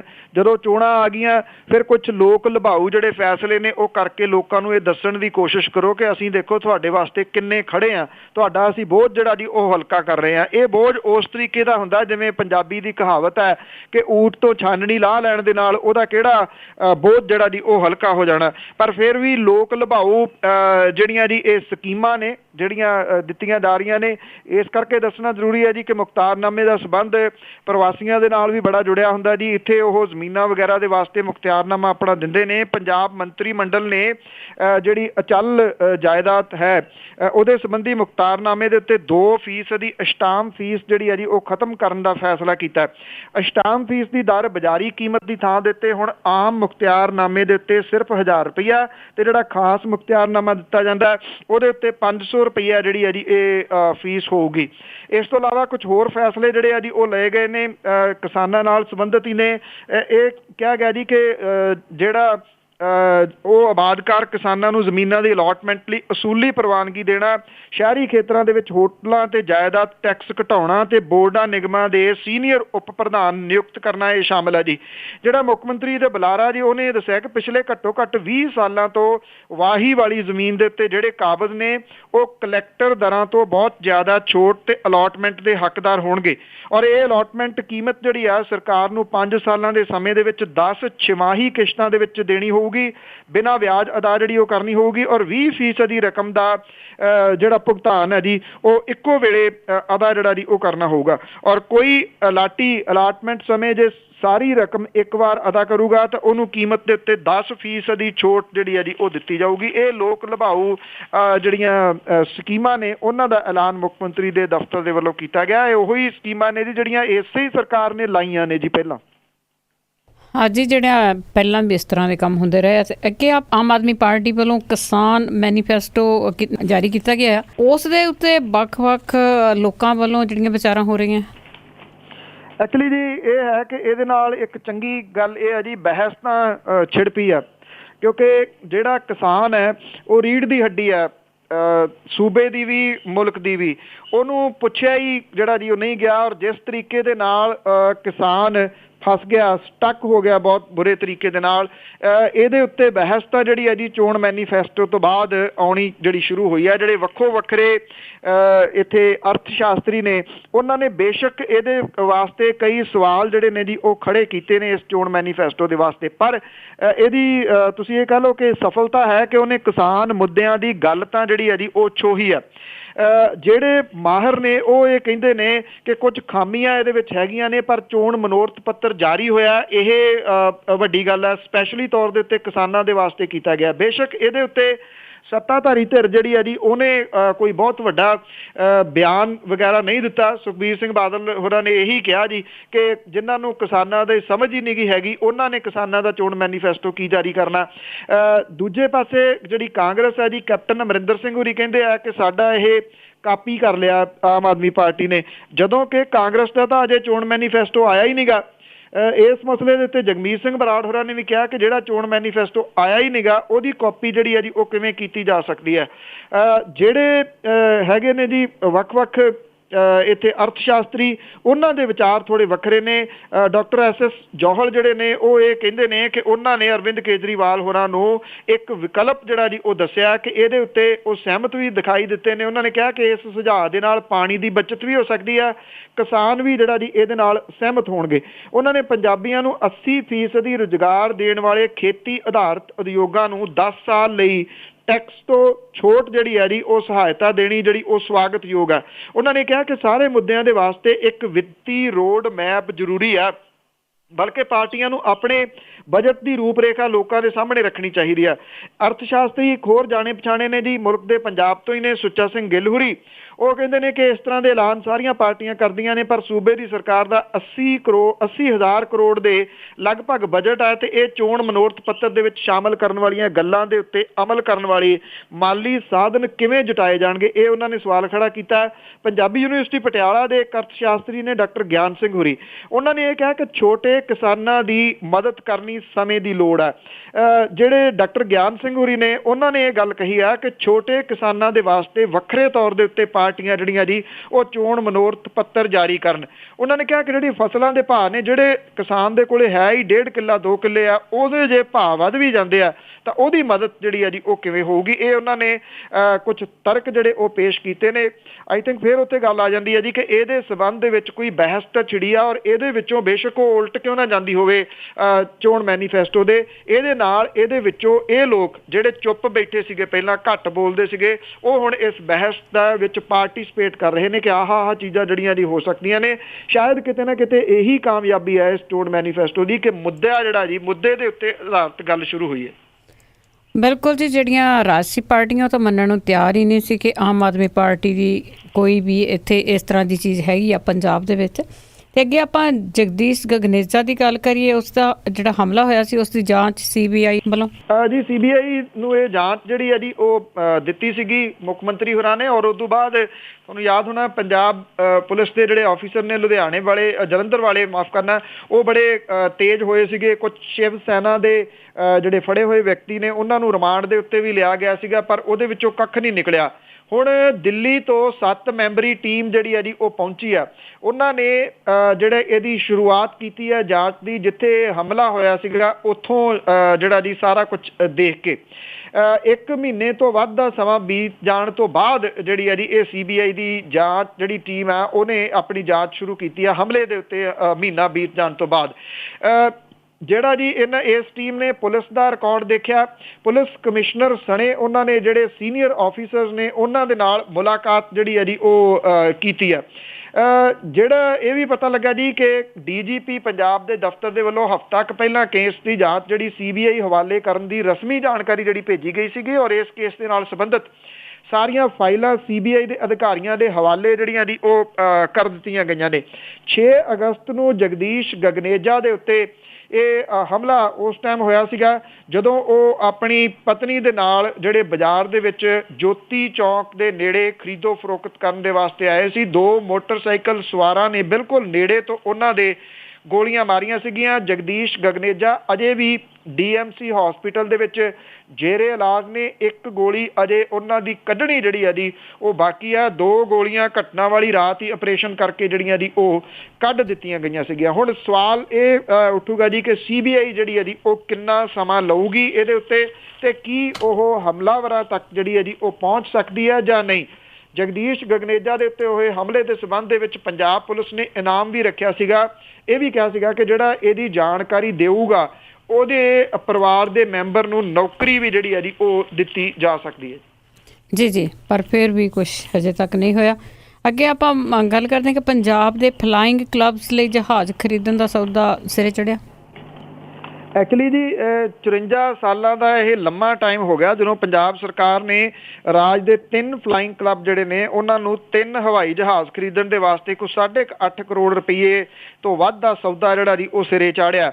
ਇਹਦੇ ਵਿੱਚੋਂ ਇੱਕ ਕਲੱਬ ਤਾਂ ਬੰਦ ਹੋ ਚੁੱਕਾ ਹੈ, ਜਦੋਂ ਕਿ 2 ਕਲੱਬ ਰਾਜ ਤੋਂ ਬਾਹਰਲੇ ਕਲੱਬਾਂ ਤੋਂ ਠੇਕੇ ਉੱਤੇ ਜਹਾਜ਼ ਲੈ ਕੇ ਜਿਹੜਾ ਜੀ ਉਹ ਕੰਮ ਕਰ ਰਹੇ ਨੇ। 1962 ਦੇ ਵਿੱਚ ਸਾਂਝੇ ਪੰਜਾਬ ਦੀ ਸਰਕਾਰ ਨੇ ਫਲਾਈਂਗ ਕਲੱਬਾਂ ਦੇ ਵਾਸਤੇ ਜਹਾਜ਼ ਖਰੀਦੇ ਸੀਗੇ। ਪ੍ਰਤਾਪ ਸਿੰਘ ਕੈਰੋ ਹੋਰਾਂ ਦੀ ਅਗਵਾਈ ਵਾਲੀ ਸਰਕਾਰ ਨੇ ਰਾਜ ਦੇ ਫਲਾਈਂਗ ਕਲੱਬਾਂ ਦੇ ਵਾਸਤੇ ਕਮਰਸ਼ੀਅਲ ਪਾਇਲਟਾਂ ਨੂੰ ਸਿਖਲਾਈ ਦੇਣ ਦੇ ਵਾਸਤੇ ਪੁਸ਼ਪਕ ਜਹਾਜ਼ ਜਿਹੜੇ ਉਹ ਖਰੀਦੇ ਸੀਗੇ। ਪੰਜਾਬ ਰਾਜ ਸ਼ਹਿਰੀ ਹਵਾਬਾਜ਼ੀ ਕੌਂਸਲ ਨੇ ਅਮਰੀਕਾ ਤੋਂ 2 ਸੈਸਨਾ 172S ਔਰ ਜਹਾਜ਼ ਖਰੀਦਣ ਦੇ ਵਾਸਤੇ 4.5 ਕਰੋੜ ਰੁਪਏ ਦੀ ਅਦਾਇਗੀ ਜਿਹੜੀ ਹੈ ਜੀ ਉਹ ਕੀਤੀ ਹੈ। ਇਸ ਤੋਂ ਇਲਾਵਾ ਕੌਂਸਲ ਨੇ ਇਟਲੀ ਤੋਂ ਇੱਕ 2 ਇੰਜਣਾਂ ਵਾਲਾ ਟੈਕਨਮ P2006 30 ਜਹਾਜ਼ ਜਿਹੜਾ ਜੀ ਉਹ ਖਰੀਦਣ ਨੂੰ ਅੰਤਮ ਰੂਪ ਦਿੱਤਾ। ਇਹ ਜਹਾਜ਼ 3.5 ਤੋਂ ਲੈ ਕੇ ਕੋਈ 3.25 ਕਰੋੜ ਰੁਪਏ ਦੇ ਵਿੱਚ ਪਊਗਾ। ਇਹਦਾ ਕੁਝ ਹਿੱਸਾ ਜਿਹੜਾ ਜੀ ਉਹ ਅਦਾ ਕੀਤਾ ਗਿਆ। ਇਹ ਵੀ ਪਤਾ ਲੱਗਾ ਜੀ ਕਿ ਵਿਭਾਗ ਦੇ ਜਿਹੜੇ ਮੁੱਖ ਫਲਾਈਂਗ ਇੰਸਟ੍ਰਕਟਰ ਹੈ ਉਹ ਅਮਰੀਕਾ ਗਏ ਨੇ ਇਹਦੇ ਸਬੰਧ ਦੇ ਵਿੱਚ, ਔਰ ਅਕਤੂਬਰ ਦੇ ਪਹਿਲੇ ਹਫਤੇ ਪੰਜਾਬ ਦੇ ਵਿੱਚ ਇਹ ਜਿਹੜੇ ਜੀ ਜਹਾਜ਼ ਆ ਜਾਣ ਦੀ ਉਮੀਦ ਹੈ, ਜਦੋਂ ਕਿ ਇਟਲੀ ਦੀ ਕੰਪਨੀ ਨੇ ਆਰਡਰ ਮਿਲਣ ਤੋਂ ਬਾਅਦ ਟੈਕਨਮ P2006T ਦਾ ਨਿਰਮਾਣ ਜਿਹੜਾ ਜੀ ਸ਼ੁਰੂ ਕੀਤਾ। ਇਹਨੂੰ ਕੁਝ ਮਹੀਨੇ ਜਿਹੜੇ ਆ ਜੀ ਉਹ ਲੱਗ ਸਕਦੇ ਨੇ। ਇੱਕ ਇਹਨਾਂ ਦੇ ਵਿੱਚੋਂ ਫਲਾਈਂਗ ਕਲੱਬ ਜਿਹੜਾ ਜੀ ਉਹ ਪਟਿਆਲੇ ਦੇ ਵਿੱਚ ਵੀ ਜਿਹੜਾ ਹੈਗਾ, ਤੋਂ ਪੰਜਾਬ ਦੇ ਵਿੱਚ 3 ਇਹ ਫਲਾਈਂਗ ਕਲੱਬ ਨੇ। ਅੰਮ੍ਰਿਤਸਰ ਦੇ ਵਿੱਚ ਵੀ ਇੱਕ ਹੈ, ਜਿਨ੍ਹਾਂ ਦੇ ਵਾਸਤੇ ਇਹ ਜਹਾਜ਼ਾਂ ਦੀ ਖਰੀਦੋ ਫਰੋਖਤ ਕੀਤੀ ਗਈ ਹੈ ਜੀ। ਜੀ, ਤੇ ਅੱਗੇ ਮੇਰਾ ਸਵਾਲ ਹੈ ਜੀ ਕਿ ਵਿਧਾਨ ਸਭਾ ਦੇ ਵਿੱਚ ਪ੍ਰਗਟ ਸਿੰਘ ਹੋਰਾਂ ਨੇ ਆਪਣਾ ਅਸਤੀਫਾ ਦਿੱਤਾ। ਬਿਲਕੁਲ ਜੀ, ਉਹਨਾਂ ਨੇ ਅਕਾਲੀ ਦਲ ਤੋਂ ਅਸਤੀਫਾ ਜਿਹੜਾ ਜੀ ਉਹ ਦੇ ਦਿੱਤਾ। ਐਕਚੁਅਲੀ ਜਿਹੜੀ ਇੱਕ ਤਲਵਾਰ ਆ ਜੀ ਉਹ ਲਟਕੂਗੀ 2 ਜਾਣਿਆਂ ਦੇ ਉੱਤੇ, ਪ੍ਰਗਟ ਸਿੰਘ ਹੋਰਾਂ ਦੇ ਉੱਤੇ ਤੇ ਜਿਹੜੇ ਬੋਨੀ ਨੇ ਜਿਨ੍ਹਾਂ ਨੇ ਅਸਤੀਫਾ ਦਿੱਤਾ ਹੈ ਉਹਨਾਂ ਦੇ ਉੱਤੇ। ਸੋ ਇਹ ਕਿਉਂਕਿ ਇਹਨਾਂ ਨੇ ਵਿਪ ਦੀ ਉਲੰਘਣਾ ਜਿਹੜੀ ਆ ਜੀ ਉਹ ਕੀਤੀ ਆ। ਇਸ ਤੋਂ ਪਹਿਲਾਂ ਕਿ ਅਕਾਲੀ ਦਲ ਕਾਰਵਾਈ ਕਰੇ, ਪ੍ਰਗਟ ਸਿੰਘ ਹੋਰਾਂ ਨੇ ਖੁਦ ਹੀ ਜਿਹੜਾ ਜੀ ਉਹ ਅਸਤੀਫਾ ਦੇ ਦਿੱਤਾ। ਅਸਤੀਫੇ ਦੇ ਵਿੱਚ ਉਹਨਾਂ ਨੇ ਲਿਖਿਆ ਕਿ ਉਹਨਾਂ ਨੂੰ ਅਖਬਾਰਾਂ ਤੋਂ ਪਤਾ ਲੱਗਾ ਕਿ ਉਹਨਾਂ ਨੂੰ ਅਕਾਲੀ ਦਲ ਦੇ ਵਿੱਚੋਂ ਸਸਪੈਂਡ ਕੀਤਾ ਹੋਇਆ, ਇਸ ਕਰਕੇ ਉਹ ਇਸ ਤੋਂ ਜਿਹੜਾ ਜੀ ਉਹ ਅਸਤੀਫਾ ਦਿੰਦੇ ਨੇ। ਉਦੋਂ ਬਾਅਦ ਜਿਹੜਾ ਸੀਗਾ ਜੀ ਉਹਨਾਂ ਨੇ ਆਪਣੀ ਸੀਟ ਚੇਂਜ ਕਰ ਲਈ। ਸੀਟ ਚੇਂਜ ਕਰਕੇ ਉਹ ਬੈਂਸ ਭਰਾਵਾਂ ਦੇ ਨਾਲ ਜਿਹੜਾ ਸੀਗਾ ਜੀ ਉੱਥੇ ਜਾ ਬੈਠੇ। ਬੈਂਸ ਭਰਾ ਤੇ ਪ੍ਰਗਟ ਸਿੰਘ ਹੋਰੀ ਆਵਾਜ਼ੇ ਪੰਜਾਬ ਜਿਹੜਾ ਨਵਜੋਤ ਸਿੰਘ ਸਿੱਧੂ ਦੀ ਅਗਵਾਈ ਦੇ ਵਿੱਚ ਬਣਿਆ ਉਹਦੇ ਅਹਿਮ ਮੈਂਬਰ ਨੇ। ਸੋ ਇਹ ਇੱਕ ਕਿਸਮ ਦੇ ਨਾਲ ਆਵਾਜ਼ੇ ਪੰਜਾਬ ਦੀ ਜਿਹੜੀ ਹੈ ਜੀ ਉਹ ਸ਼ੁਰੂਆਤ ਵਿਧਾਨ ਸਭਾ ਦੇ ਵਿੱਚ ਹੋ ਗਈ। ਜਿਹੜੇ ਬੈਂਸ ਭਰਾ ਨੇ ਜੀ ਉਹ ਵਿਧਾਨ ਸਭਾ ਦੇ ਵਿੱਚ ਆਪਣਾ ਰੋਸ ਜਿਹੜਾ ਉਹ ਪ੍ਰਗਟ ਕਰ ਰਹੇ ਨੇ। ਉਹਨਾਂ ਨੂੰ ਮਨਾਉਣ ਦੇ ਯਤਨ ਜਿਹੜੇ ਸੀਗੇ ਜੀ ਸਪੀਕਰ ਦੇ ਵੱਲੋਂ ਸਫਲ ਨਹੀਂ ਹੋਏ। ਦੋਨੋਂ ਜਿਹੜੇ ਭਰਾ ਸੀਗੇ ਜੀ ਉਹ ਬੈਠੇ ਰਹੇ ਔਰ ਰੋਂਦੇ ਵੀ ਰਹੇ ਜੀ। ਸਾਰਾ ਕੁਝ ਇਹ ਸਪੀਕਰ ਜਿਹੜੇ ਸੀ ਉਹ ਦੇਖਦੇ ਰਹੇ। ਪਰ ਇਹਦੇ ਵਿੱਚ ਇੱਕ ਇੰਟਰਸਟਿੰਗ ਗੱਲ ਜਿਹੜੀ ਹੈ ਨਾ ਜੀ ਸਭ ਤੋਂ ਉਹ ਇਹ ਹੋਈ ਕਿ ਨਵਜੋਤ ਸਿੰਘ ਸਿੱਧੂ ਜਿਹੜੇ ਕਿ ਆਵਾਜ਼ੇ ਪੰਜਾਬ ਦੇ ਮੁੱਖ ਨੇ, ਮੇਨ ਜਿਨ੍ਹਾਂ ਨੇ ਬਣਾਇਆ ਸੀਗਾ, ਉਹਨਾਂ ਦੀ ਪਤਨੀ ਨਵਜੋਤ ਕੌਰ ਸਿੱਧੂ ਜਿਹੜੀ ਆ ਜੀ ਉਹ ਇਹਨਾਂ ਦੇ ਨਾਲ ਜਾ ਕੇ ਨਹੀਂ ਬੈਠੀ। ਉਹ ਆਪਣੇ BJP ਦੇ ਵਿੱਚ ਹੀ ਜਿਹੜਾ ਜੀ ਉਹ ਬੈਠੇ ਰਹੇ। ਨਾ ਤਾਂ ਨਵਜੋਤ ਸਿੰਘ ਸਿੱਧੂ ਨੇ ਅਜੇ ਅਸਤੀਫਾ ਦਿੱਤਾ BJP ਤੋਂ, ਨਾ ਨਵਜੋਤ ਕੌਰ ਸਿੱਧੂ ਹੋਰਾਂ ਨੇ ਜਿਹੜਾ ਜੀ ਉਹ ਅਸਤੀਫਾ ਦਿੱਤਾ ਅਜੇ, ਨਾ ਆਪਣੀ ਸੀਟ ਤੋਂ, ਨਾ BJP ਤੋਂ। ਇਹ ਕਹਾਣੀ ਜਿਹੜੀ ਹੈ ਜੀ ਇਹ ਸਮਝ ਤੋਂ ਪਰੇ ਜੀ ਲੱਗਦੀ ਹੈ ਕਿ ਨਵਜੋਤ ਸਿੰਘ ਸਿੱਧੂ ਹੋਰੀ ਜਿਹੜਾ ਜੀ ਉਹ ਕੁਝ ਕਹਿ ਰਹੇ ਨੇ, ਨਵਜੋਤ ਕੌਰ ਸਿੱਧੂ ਹੋਰੀ ਕੁਝ ਕਰ ਰਹੇ ਨੇ। ਜੇ ਗੱਲ ਸਮਝ ਨਾ ਆਈ ਹੋਵੇ ਤੇ ਅੱਜ ਨਵੇਂ 'ਚ ਸਮਝਾਵਾਂਗੇ ਜੀ। ਬਿਲਕੁਲ ਜੀ, ਆਪਣੇ ਠਹਾਕਿਆਂ ਦੇ ਵਿੱਚ ਸਾਰਿਆਂ ਨੂੰ ਉਲਝਾ ਕੇ ਰੱਖ ਦਿੱਤਾ ਉਹਨਾਂ ਨੇ। ਤੇ ਅੱਗੇ ਆਪਾਂ ਮੇਰਾ ਅਖੀਰਲਾ ਸਵਾਲ ਹੈ, ਕੱਲ੍ਹ ਵੀ ਆਪਾਂ ਗੱਲ ਕੀਤੀ ਸੀਗੀ ਪਾਣੀਆਂ ਦੀ। ਕਰਨਾਟਕ ਤੇ ਤਾਮਿਲਨਾਡੂ ਦੇ ਵਿੱਚ ਕਾਵੇਰੀ ਦੇ ਪਾਣੀ ਕਰਕੇ ਬਹੁਤ ਕੁਝ ਹੋ ਰਿਹਾ ਜੀ। ਦੇਖੋ ਜੀ, ਇਹ ਕਾਵੇਰੀ ਦੇ ਪਾਣੀ ਦੇ ਬਾਰੇ ਦੇ ਵਿੱਚ ਸੁਪਰੀਮ ਕੋਰਟ ਦੇ ਜਿਹੜੇ ਤਾਜ਼ਾ ਹੁਕਮ ਆਏ ਨੇ ਉਸ ਤੋਂ ਬਾਅਦ ਕਰਨਾਟਕਾ ਤੇ ਤਾਮਿਲਨਾਡੂ ਦੇ ਵਿਚਾਲੇ ਤਣਾਅ ਜਿਹੜਾ ਜੀ ਉਹ ਬਹੁਤ ਵੱਧ ਗਿਆ। ਤਾਮਿਲਨਾਡੂ ਨੂੰ ਪਾਣੀ ਦਿੱਤੇ ਜਾਣ ਦੇ ਵਿਰੁੱਧ ਜਿਹੜਾ ਬੈਂਗਲੁਰੂ ਦੇ ਵਿੱਚ ਜਿਹੜੇ ਪ੍ਰਦਰਸ਼ਨ ਕਰ ਰਹੇ ਲੋਕ ਸੀਗੇ ਜੀ ਉਹ ਭੜਕ ਪਏ। ਉਹਨਾਂ ਨੇ ਵਹੀਕਲ ਦੀ ਭੰਨ ਤੋੜ ਕੀਤੀ, ਮੋਟਰ ਗੱਡੀਆਂ ਕੁਝ ਜਿਹੜੀਆਂ ਸੀ ਉਹਨਾਂ ਨੂੰ ਅੱਗ ਵੀ ਲਾਤੀ। ਹਾਲਾਤ ਵਿਗੜਨ ਤੋਂ ਬਾਅਦ ਬੈਂਗਲੁਰੂ ਦੇ ਵਿੱਚ ਪੈਰਾਮਿਲਟਰੀ ਫੋਰਸਿਸ ਜਿਹੜੀਆਂ ਜੀ ਉਹ ਤਾਇਨਾਤ ਕੀਤੀਆਂ ਗਈਆਂ ਨੇ। ਮੈਟਰੋ ਬੰਦ ਕਰ ਦਿੱਤੀ ਗਈ ਆ। ਹਿੰਸਾ ਦੀ ਅੱਗ ਦੇ ਵਿੱਚ ਤਾਮਿਲਨਾਡੂ ਉੱਬਲ ਰਿਹਾ ਇਸ ਵੇਲੇ। ਤਾਮਿਲਨਾਡੂ 'ਚ ਕਰਨਾਟਕਾ ਦੇ ਲੋਕਾਂ ਦੀਆਂ ਜਾਇਦਾਦਾਂ ਨੂੰ ਨਿਸ਼ਾਨਾ ਬਣਾਇਆ ਗਿਆ ਜੀ। ਚੇਨਈ ਦੇ ਵਿੱਚ ਸ਼ੱਕੀ ਤਾਮਿਲ ਪ੍ਰਦਰਸ਼ਨਕਾਰੀਆਂ ਨੇ ਕਰਨਾਟਕਾ ਦੇ ਰਹਿਣ ਵਾਲੇ ਇੱਕ ਵਿਅਕਤੀ ਦੇ ਹੋਟਲ ਦੇ ਉੱਤੇ ਹਮਲਾ ਕਰਕੇ ਉਹਨੂੰ ਨੁਕਸਾਨ ਪਹੁੰਚਾਇਆ। ਪੁਲਿਸ ਨੇ ਇਸ ਮਾਮਲੇ 4 ਵਿਅਕਤੀਆਂ ਨੂੰ ਹਿਰਾਸਤ ਦੇ ਵਿੱਚ ਲਿਆ। ਲਗਾਤਾਰ ਤਣਾਅ ਜਿਹੜਾ ਜੀ ਉਹ ਤਾਮਿਲਨਾਡੂ ਦੇ ਵਿੱਚ ਵੱਧ ਰਿਹਾ ਹੈ। ਤਾਮਿਲਨਾਡੂ ਦੀ ਮੁੱਖ ਮੰਤਰੀ ਜੈਲਲਿਤਾ ਨੇ ਉੱਚ ਅਧਿਕਾਰੀਆਂ ਦੇ ਨਾਲ ਇੱਕ ਮੀਟਿੰਗ ਜਿਹੜੀ ਆ ਜੀ ਉਹ ਕੀਤੀ ਆ। ਇਤਿਹਾਦ ਦੇ ਤੌਰ ਦੇ ਉੱਤੇ ਕੰਨੜ ਸਕੂਲਾਂ ਦੇ ਵਿੱਚ ਜਿਹੜੀ ਆ ਜੀ ਉਹ ਛੁੱਟੀ ਕਰ ਦਿੱਤੀ ਗਈ ਆ। ਉਧਰ ਸੁਪਰੀਮ ਕੋਰਟ ਨੇ ਕਾਵੇਰੀ ਜਲ ਵਿਵਾਦ ਬਾਰੇ ਸੋਮਵਾਰ ਨੂੰ 5 ਦਸੰਬਰ ਦੇ ਆਪਣੇ ਫੈਸਲੇ 'ਚ ਸੋਧ ਕਰਦਿਆਂ ਕਰਨਾਟਕਾ ਨੂੰ ਕੁਝ ਰਾਹਤ ਦਿੱਤੀ ਹੈ। ਸੁਪਰੀਮ ਕੋਰਟ ਨੇ ਕਿਹਾ ਕਿ ਤਾਮਿਲਨਾਡੂ ਲਈ ਕਰਨਾਟਕ ਕਾਵੇਰੀ ਨਦੀ ਤੋਂ ਹੁਣ 15,000 ਕਿਊਸੈਕ ਦੀ ਥਾਂ 12,000 ਕਿਊਸੈਕ ਪਾਣੀ ਜਿਹੜਾ ਜੀ ਉਹ ਛੱਡੇ। ਕਰਨਾਟਕ ਨੇ ਸੁਪਰੀਮ ਕੋਰਟ ਨੂੰ ਅਪੀਲ ਕੀਤੀ ਸੀ ਕਿ ਉਹਨੂੰ 15,000 ਕਿਊਸੈਕ ਦੀ ਥਾਂ ਤੇ 1,000 ਕਿਊਸੈਕ ਪਾਣੀ ਛੱਡਣ ਦੇ ਹੁਕਮ ਦਿੱਤੇ ਜਾਣ, ਜਿਹਨੂੰ ਅਦਾਲਤ ਨੇ ਨਹੀਂ ਮੰਨਿਆ। ਸੁਪਰੀਮ ਕੋਰਟ ਨੇ ਪਹਿਲਾਂ ਕਰਨਾਟਕ ਨੂੰ ਤਾਮਿਲਨਾਡੂ ਲਈ 15,000 ਕਿਊਸੈਕ ਪਾਣੀ ਛੱਡਣ ਦੇ ਹੁਕਮ ਦਿੱਤੇ ਸੀਗੇ। ਸਰਵਉੱਚ ਅਦਾਲਤ ਨੇ ਸੋਮਵਾਰ ਨੂੰ ਆਪਣੇ ਫੈਸਲੇ ਦੇ ਵਿੱਚ ਕਿਹਾ ਹੈ ਕਿ ਅਮਨ ਕਾਨੂੰਨ ਦੀ ਸਥਿਤੀ ਨੂੰ ਅਦਾਲਤ ਦੇ ਹੁਕਮਾਂ ਦੀ ਪਾਲਣਾ ਨਾ ਕਰਨ ਲਈ ਆਧਾਰ ਨਹੀਂ ਬਣਾਇਆ ਜਾ ਸਕਦਾ ਜੀ। ਇਹੀ ਅਹਿਮ ਹੈ। ਔਰ ਇੱਥੇ ਮੈਂ ਇਹ ਵੀ ਜ਼ਰੂਰ ਦੱਸ ਦਵਾਂ ਜੀ ਕਿ ਸੁਪਰੀਮ ਕੋਰਟ ਦੇ ਵਿੱਚ ਜਿਹੜਾ ਪੰਜਾਬ ਦੇ ਪਾਣੀਆਂ ਵਾਲਾ ਕੇਸ ਪੈਂਡਿੰਗ ਹੈ ਉਹਦਾ ਵੀ ਫੈਸਲਾ ਐਨੀ ਟਾਈਮ ਜਿਹੜਾ ਜੀ ਉਹ ਆ ਸਕਦਾ ਹੈ। ਇਹ ਕਿਹੋ ਜਿਹਾ ਹੋ ਸਕਦਾ ਫੈਸਲਾ, ਤੁਸੀਂ ਅੰਦਾਜ਼ਾ ਲਾ ਸਕਦੇ ਹੋ। ਮੈਂ ਕਈ ਵਾਰੀ ਇਹ ਗੱਲ ਕੀਤੀ ਹੈ ਕਿ ਜਿਹੜੀ ਸਭ ਤੋਂ ਵੱਡੀ ਲੜਾਈ ਆ ਉਹ ਪਾਣੀਆਂ ਦੇ ਵਾਸਤੇ ਹੀ ਹੋਣੀ ਹੈ। ਸ਼ਾਇਦ ਤਾਮਿਲਨਾਡੂ ਤੇ ਕਰਨਾਟਕਾ ਦੀ ਜਿਹੜੀ ਸਥਿਤੀ ਆ ਉਹ ਸਭ ਦੇ ਸਾਹਮਣੇ ਹੈ ਕਿ ਕਿਵੇਂ ਧੂ ਕਰਕੇ ਬਲ ਰਿਹਾ ਜੀ ਤਾਮਿਲਨਾਡੂ ਇਸ ਵੇਲੇ। ਬਿਲਕੁਲ ਜੀ। ਤੇ ਅਖੀਰ ਵਿੱਚ ਅੱਜ ਨਵਾਂ ਕਿ ਪ੍ਰਗਟ ਦਿੱਤਾ ਅਸਤੀਫਾ ਅਸੈਂਬਲੀ ਤੋਂ, ਬਾਦਲ ਪਾਰਟੀ ਗਿਆ ਉਹ ਛੱਡ ਬੇਲੀ। ਪ੍ਰਗਟ ਦਿੱਤਾ ਅਸਤੀਫਾ ਅਸੈਂਬਲੀ ਤੋਂ, ਬਾਦਲ ਪਾਰਟੀ ਗਿਆ ਉਹ ਛੱਡ ਬੇਲੀ। ਕਹਿੰਦਾ ਰਹਿਣ ਦਾ ਕੋਈ ਨਾ ਲਾਭ ਇੱਥੇ, ਅਸੀਂ ਐਵੇਂ ਤੁੜਵਾਈ ਗਏ ਹੱਡ ਬੇਲੀ। ਖਾਣ ਪੀਣ ਦਾ ਆਪਾਂ ਨੂੰ ਲੋਭ ਹੈ ਨਹੀਂ, ਕਿਹੜੀ ਗੱਲੋਂ ਵਜਾਉਣੀ ਹੈ ਢੱਡ ਬੇਲੀ। ਵੱਖਰਾ ਲੱਗਾ ਹੁਣ ਮੰਚ ਬਣਾਉਣ ਸਿੱਧੂ, ਧਿਰਾਂ ਜੇ ਸਾਰੀਆਂ ਤੋਂ ਜਿਹੜਾ ਅੱਡ ਬੇਲੀ। ਬੀਵੀ ਸਿੱਧੂ ਦੀ ਉਧਰ ਇਹ ਕਹੀ ਜਾਂਦੀ, ਚੌਥੇ ਮੰਚ ਦਾ ਉਹਨੂੰ ਵਿਸ਼ਵਾਸ ਹੈ ਨਹੀਂ।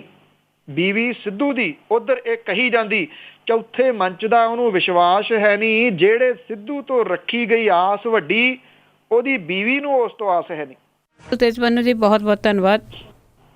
ਬੜੀ ਮਿਹਰਬਾਨੀ ਜੀ, ਧੰਨਵਾਦ ਜੀ, ਸਤਿ ਸ਼੍ਰੀ ਅਕਾਲ। ਸਤਿ ਸ਼੍ਰੀ ਅਕਾਲ ਜੀ।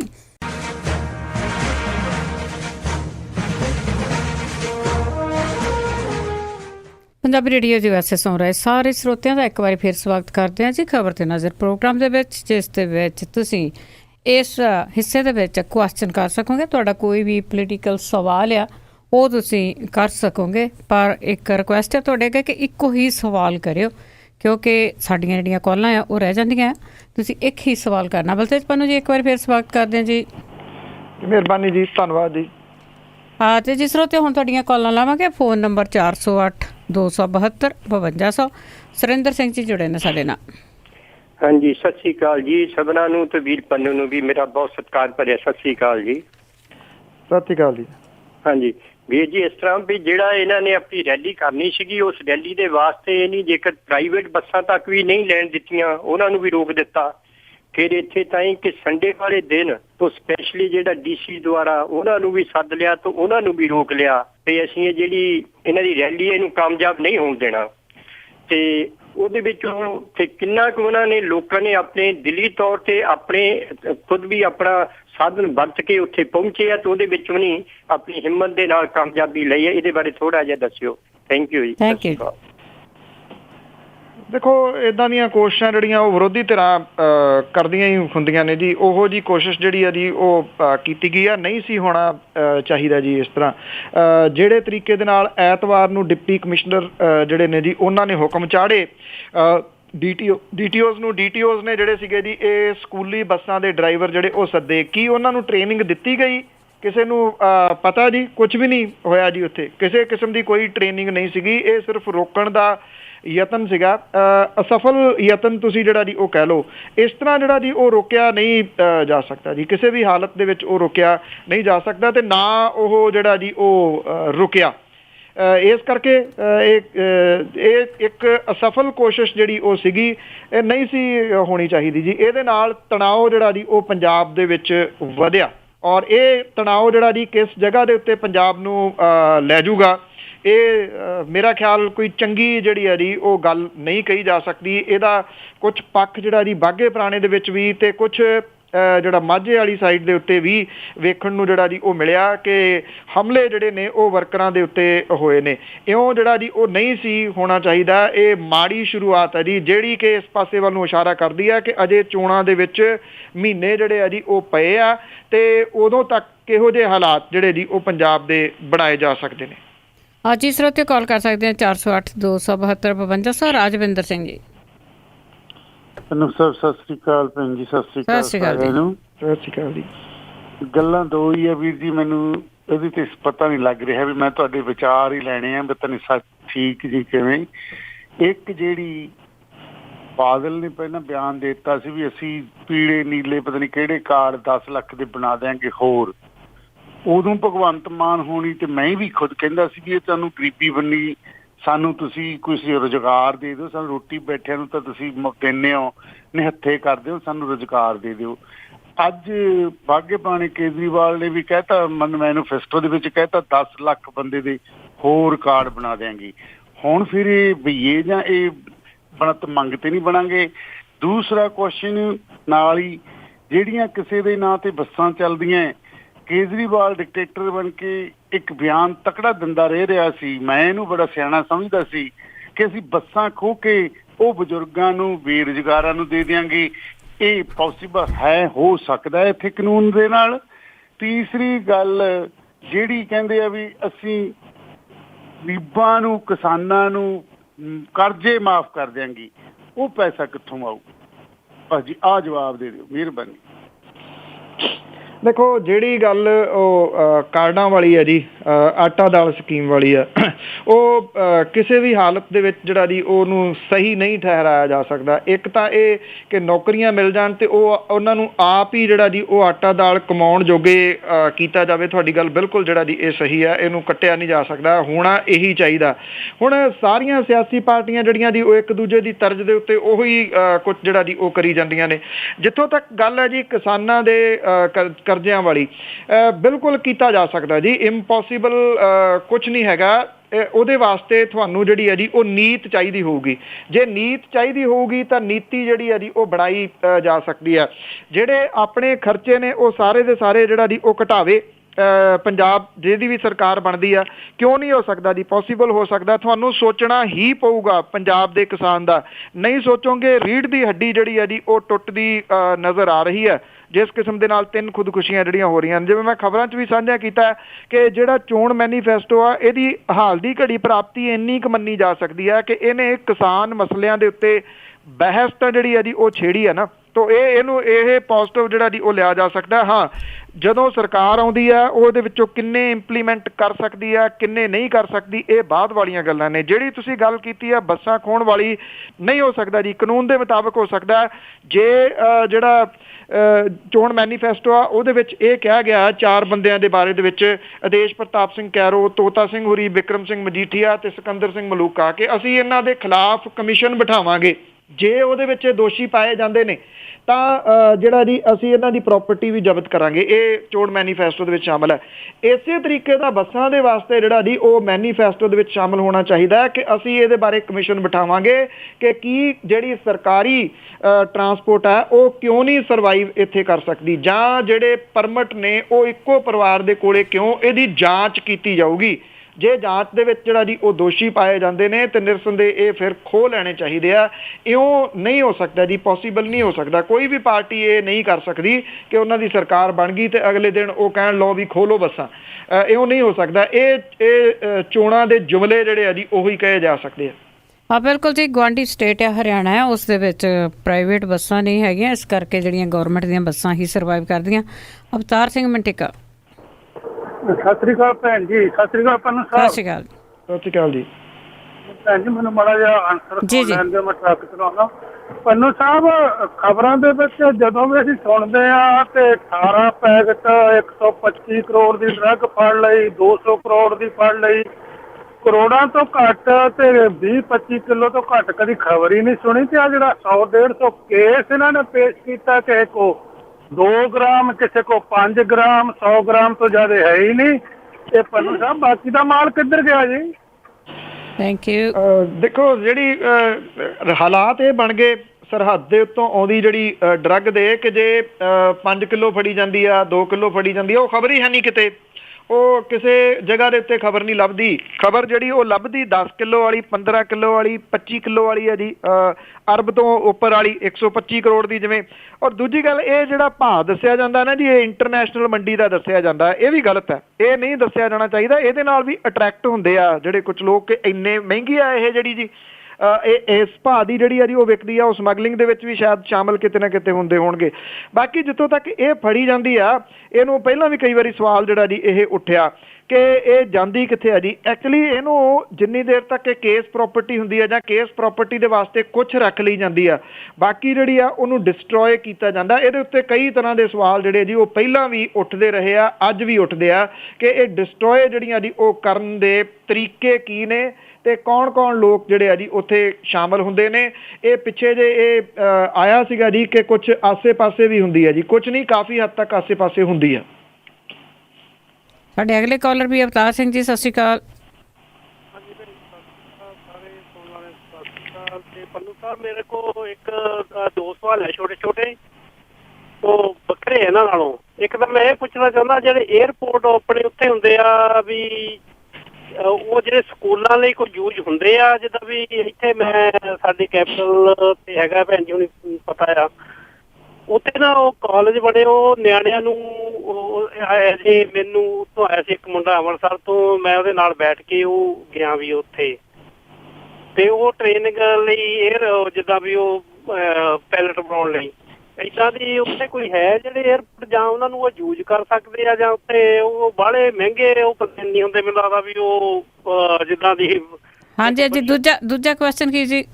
ਦੂਜਾ ਕੁਐਸਚਨ ਮੇਰੇ ਕੋਲ ਇਹ ਆ ਵੀ ਜਿਹੜੀ ਸ਼ੂਗਰ ਮਿਲਾਂ ਹੈਗੀਆਂ ਆਪਣੇ, ਉਹਦੇ ਵਿੱਚੋਂ ਜਿੱਦਾਂ ਗੰਨਾ ਆ, ਗੰਨੇ ਦਾ ਬਾਇਓਫਿਊਲ ਕਿੱਦਾਂ ਬਣ ਸਕਦਾ ਹੈ ਉੱਥੇ? ਕੀ ਉਹਦਾ ਕੀ ਆ ਵੀ ਕਾਹਤੇ ਨਹੀਂ ਉਹ ਇਹ ਕਰਦੇ ਉੱਥੇ? Thank you.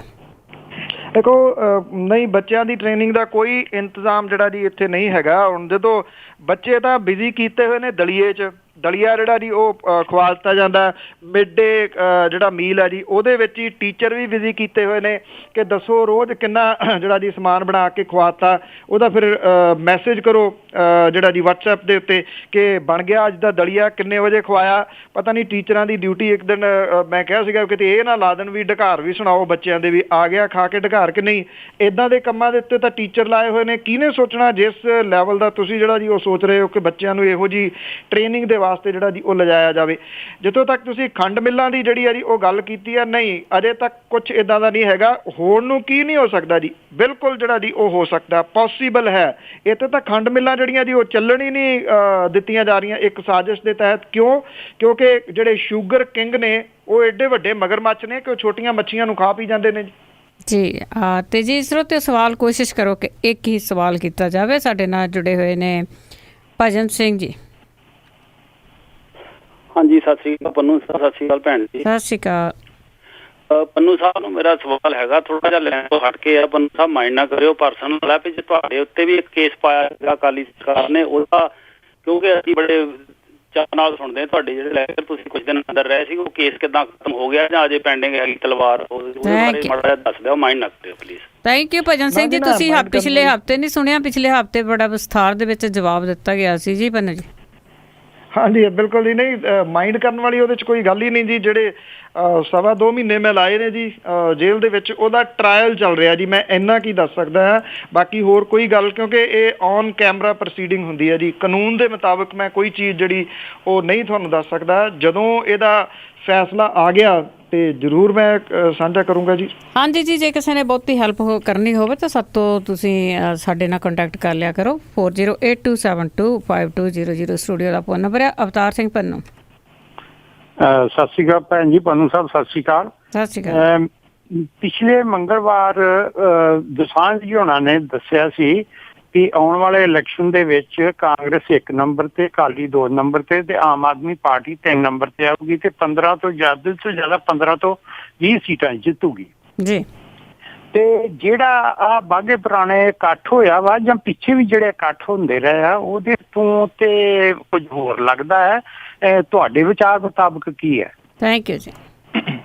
ਦੇਖੋ ਦੋਸਾਂਝ ਸਾਹਿਬ ਨੇ ਕੀ ਕਿਹਾ ਜੀ, ਇਹ ਉਹਨਾਂ ਦੀ ਹੋ ਸਕਦੀ ਹੈ ਜੀ ਕੈਲਕੂਲੇਸ਼ਨ, ਉਹ ਬਿਲਕੁਲ ਆਜ਼ਾਦ ਨੇ ਇਸ ਗੱਲ ਦੇ ਵਾਸਤੇ ਕਿ ਉਹ ਆਪਣੇ ਵਿਚਾਰ ਕਿਹੜੇ ਹਿਸਾਬ ਦੇ ਨਾਲ ਦਿੰਦੇ ਨੇ ਜੀ। ਮੇਰੇ ਆਪਣੇ ਵਿਚਾਰ ਨੇ, ਉਹ ਮੇਰੇ ਨਹੀਂ ਕੱਟਦੇ, ਮੈਂ ਉਹਨਾਂ ਦੇ ਨਹੀਂ ਕੱਟਦਾ। ਤੁਸੀਂ ਵੱਖੋ ਵੱਖਰੇ ਜਿਹੜੇ ਪੱਤਰਕਾਰ ਨੇ ਉਹਨਾਂ ਦੀ ਗੱਲ ਸੁਣੋ ਤੇ ਵਿਚਾਰ ਜਿਹੜੇ ਆ ਜੀ ਉਹ ਆਪ ਬਣਾਓ। ਜੇ ਅੱਜ ਦੀ ਤਰੀਕ ਦੇ ਵਿੱਚ ਅੱਜ ਵੋਟਾਂ ਪੈਂਦੀਆਂ ਨੇ ਤਾਂ ਇੱਕ ਗੱਲ ਜਿਹੜੀ ਹੈ ਜੀ, ਜੇ ਮੇਰੀ ਕੈਲਕੂਲੇਸ਼ਨ ਤੁਸੀਂ ਲੈਣੀ ਚਾਹੁੰਦੇ ਹੋ ਤਾਂ ਪਹਿਲੇ ਨੰਬਰ ਦੇ ਉੱਤੇ ਆਮ ਆਦਮੀ ਪਾਰਟੀ ਆ ਸਕਦੀ, ਦੂਜੇ ਨੰਬਰ ਤੇ ਅਕਾਲੀ ਦਲ ਤੇ ਤੀਜੇ ਨੰਬਰ ਦੇ ਉੱਤੇ ਕਾਂਗਰਸ ਜਿਹੜੀ ਹੈ ਜੀ ਉਹ ਪਛੜੀ ਹੋਈ ਹੈ। ਇਸ ਵੇਲੇ ਕਾਂਗਰਸ ਨੂੰ ਕੋਈ ਮੁੱਦਾ ਜਿਹੜਾ ਜੀ ਉਹ ਨਹੀਂ ਲੱਭ ਰਿਹਾ। ਜਿਹੜੇ ਤੁਸੀਂ ਹੈਰਾਨ ਹੋਵੋਗੇ ਕਿ ਜਿਹੜੇ ਇੰਨੇ ਟੈਂਪਰੇਚਰ ਦੇ ਵਿੱਚ ਪਹਾੜਾਂ ਤੇ ਰਹਿੰਦੇ ਨੇ ਉਹ ਕਾਫੀ ਵਿਦ ਕੈਪਟਨ ਤੇ ਹਲਕੇ ਵਿੱਚ ਕੈਪਟਨ ਕਰ ਰਹੇ ਨੇ, ਪਰ ਕਿੰਨੀਆਂ ਖਬਰਾਂ ਤੁਸੀਂ ਉਹਦੀਆਂ ਜਿਹੜੀਆਂ ਜੀ ਉਹ ਸੁਣਦੇ ਹੋ? ਖਬਰਾਂ ਨਹੀਂ ਰਹੀਆਂ ਜੀ। ਉਹਦਾ ਰੀਜ਼ਨ ਹੈ, ਉਹਦਾ ਰੀਜ਼ਨ ਇੱਕ ਤਾਂ ਜਿਹੜਾ ਵੱਡਾ ਇਹ ਲੱਗ ਰਿਹਾ ਜੀ ਕਿ ਉਹਦੇ ਵਿੱਚ ਜਿਹੜੇ ਜੋੜਨੇ ਚਾਹੀਦੇ, ਜਿਹੜੇ ਕਾਂਗਰਸੀ ਨਹੀਂ ਹੈਗੇ ਉਹਨਾਂ ਨੂੰ ਨਹੀਂ ਜੋੜਿਆ ਜਾ ਰਿਹਾ। ਉਹਦੇ 'ਚ ਕਾਂਗਰਸੀਆਂ ਨੂੰ ਹੀ ਸੱਦਾ ਦਿੱਤਾ ਜਾ ਰਿਹਾ, ਉਹੀ ਇਹਨਾਂ ਸਮਾਗਮਾਂ 'ਚ ਜਾਂਦੇ ਨੇ।